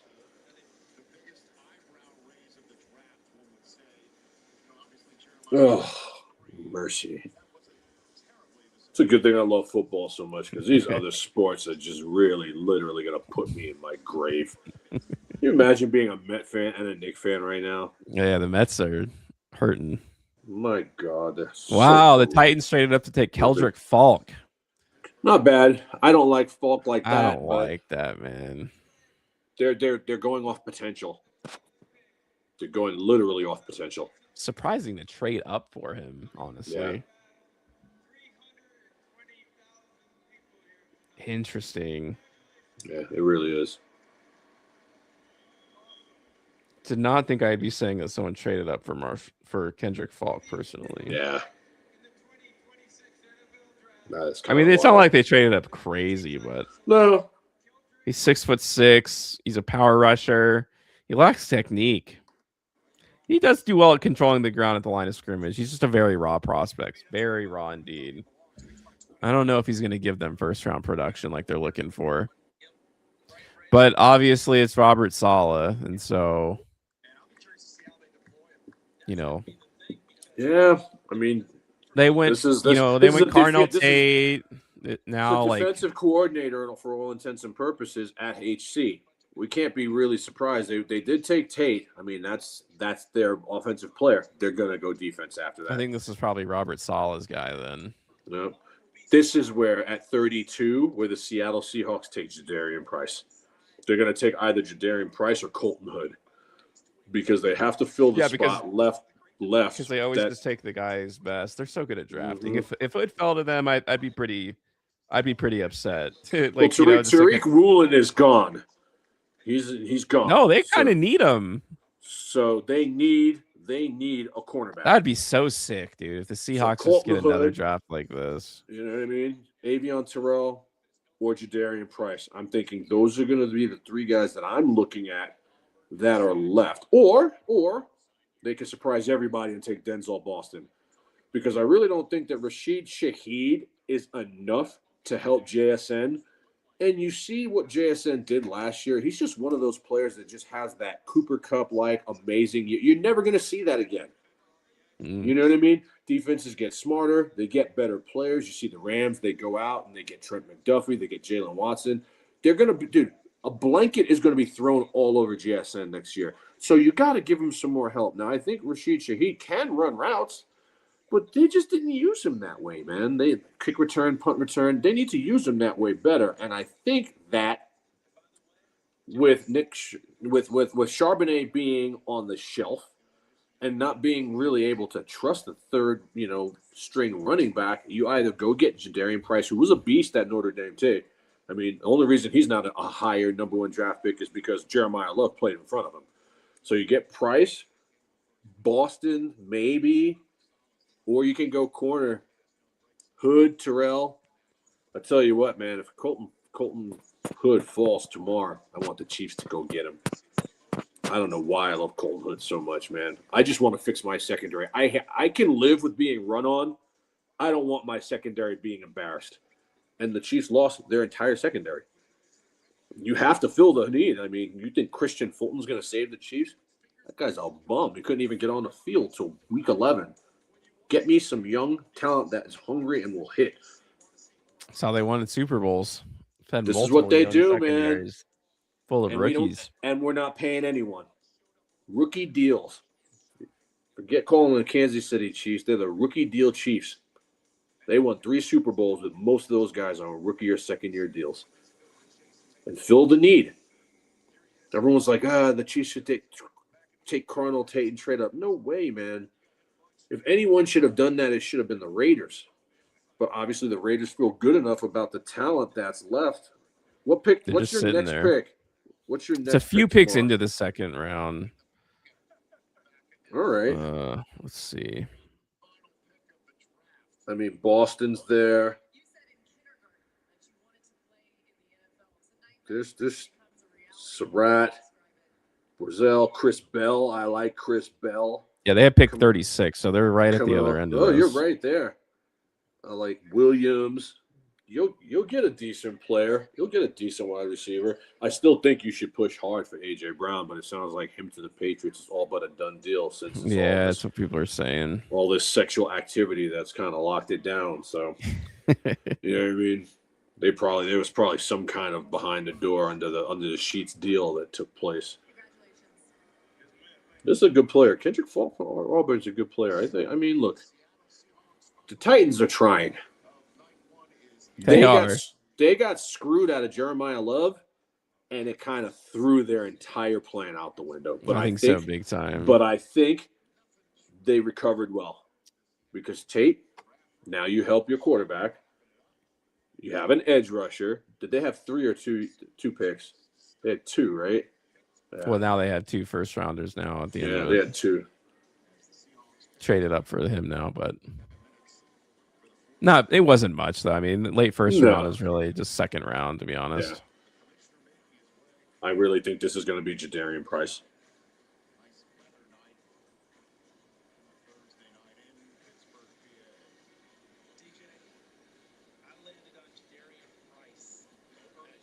I would bet my life this is Jadarian Price. It makes too much sense. They absolutely they need a running back. This guy looks like a chomo. Who is this guy? He's like amped up, man. Look at this guy's mustache. Get out of here. I feel bad. Wait, is he a huge fan of the Super Bowl champion Seattle Seahawks? That mustache has gotta go. He's a brain cancer survivor. All right. Kind of feel bad. Still looks like a chomo. I'm a savage. It would be discrimination, I think, to not make fun of him just because he had a brain cancer. You know what I mean? Yeah. It's how you got. Come on, man. I don't need a whole story. All right. I'm tired. I'm a little bit ahead of you. Make the pick.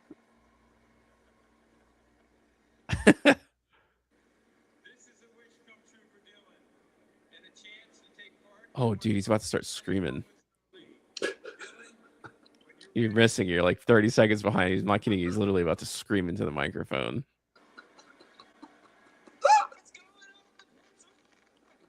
I'm so excited to be here to represent the 12s. And the reigning Super Bowl champion,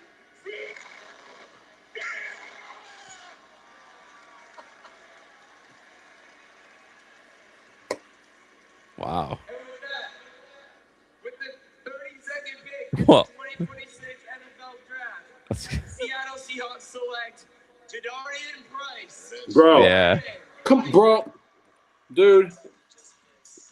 I've had a bad Wow. night, but I've had a good night picking these, man. You know what I mean? Guys, I want my flowers. I want my flowers, you guys. I want my flowers. I've called a lot of these picks tonight, like easily. I mean, it just makes too much sense. That's a great place for him to go, and he's going to be used day one. All right. Spencer is not feeling well, and I'm tired and hungry and sick of all of this nonsense that happened tonight, honestly. World of Matchups always bringing you guys the heat. We hope you've enjoyed the live stream. We do this every year, and We'll do reactions next week. Yeah, we definitely enjoy doing this. I'm looking forward to now going back and looking at all these picks and seeing what the reactions are to what everyone is thinking, looking at what the grading is for all of them. I will tell you, I'm not really thrilled with Kansas City's draft, but it is what it is, man. Price of a dynasty is going to cost you some bad drafts or okay drafts. I do like the lane. I just wish we didn't trade up for him. Closing thoughts, Spencer? No, it's a great draft. It's not the most talented, but I do think there'll be some diamonds in the rough, and I think it'll be like some defining characters from this draft. And we'll have to see, man. Like I said, pretty much every player drafted in the last 10 was traded in some capacity, up for or down for. So it's kind of nuts, man. It's like people are putting 10 toes down here on this draft, and we'll have to see who's right from it. Yeah, I think the biggest mistake made by everybody today was not picking Ruben Bain and letting him fall to 18.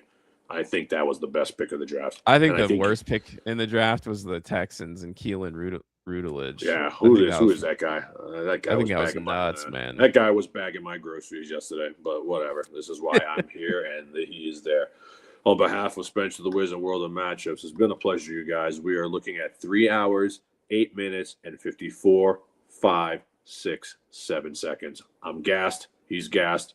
We'll be in touch during training season and practice season, and then training camp is all coming. But for now, relish in your team's picks. Best of luck, and we'll talk to you guys in a couple weeks. We're out. All right, see you guys.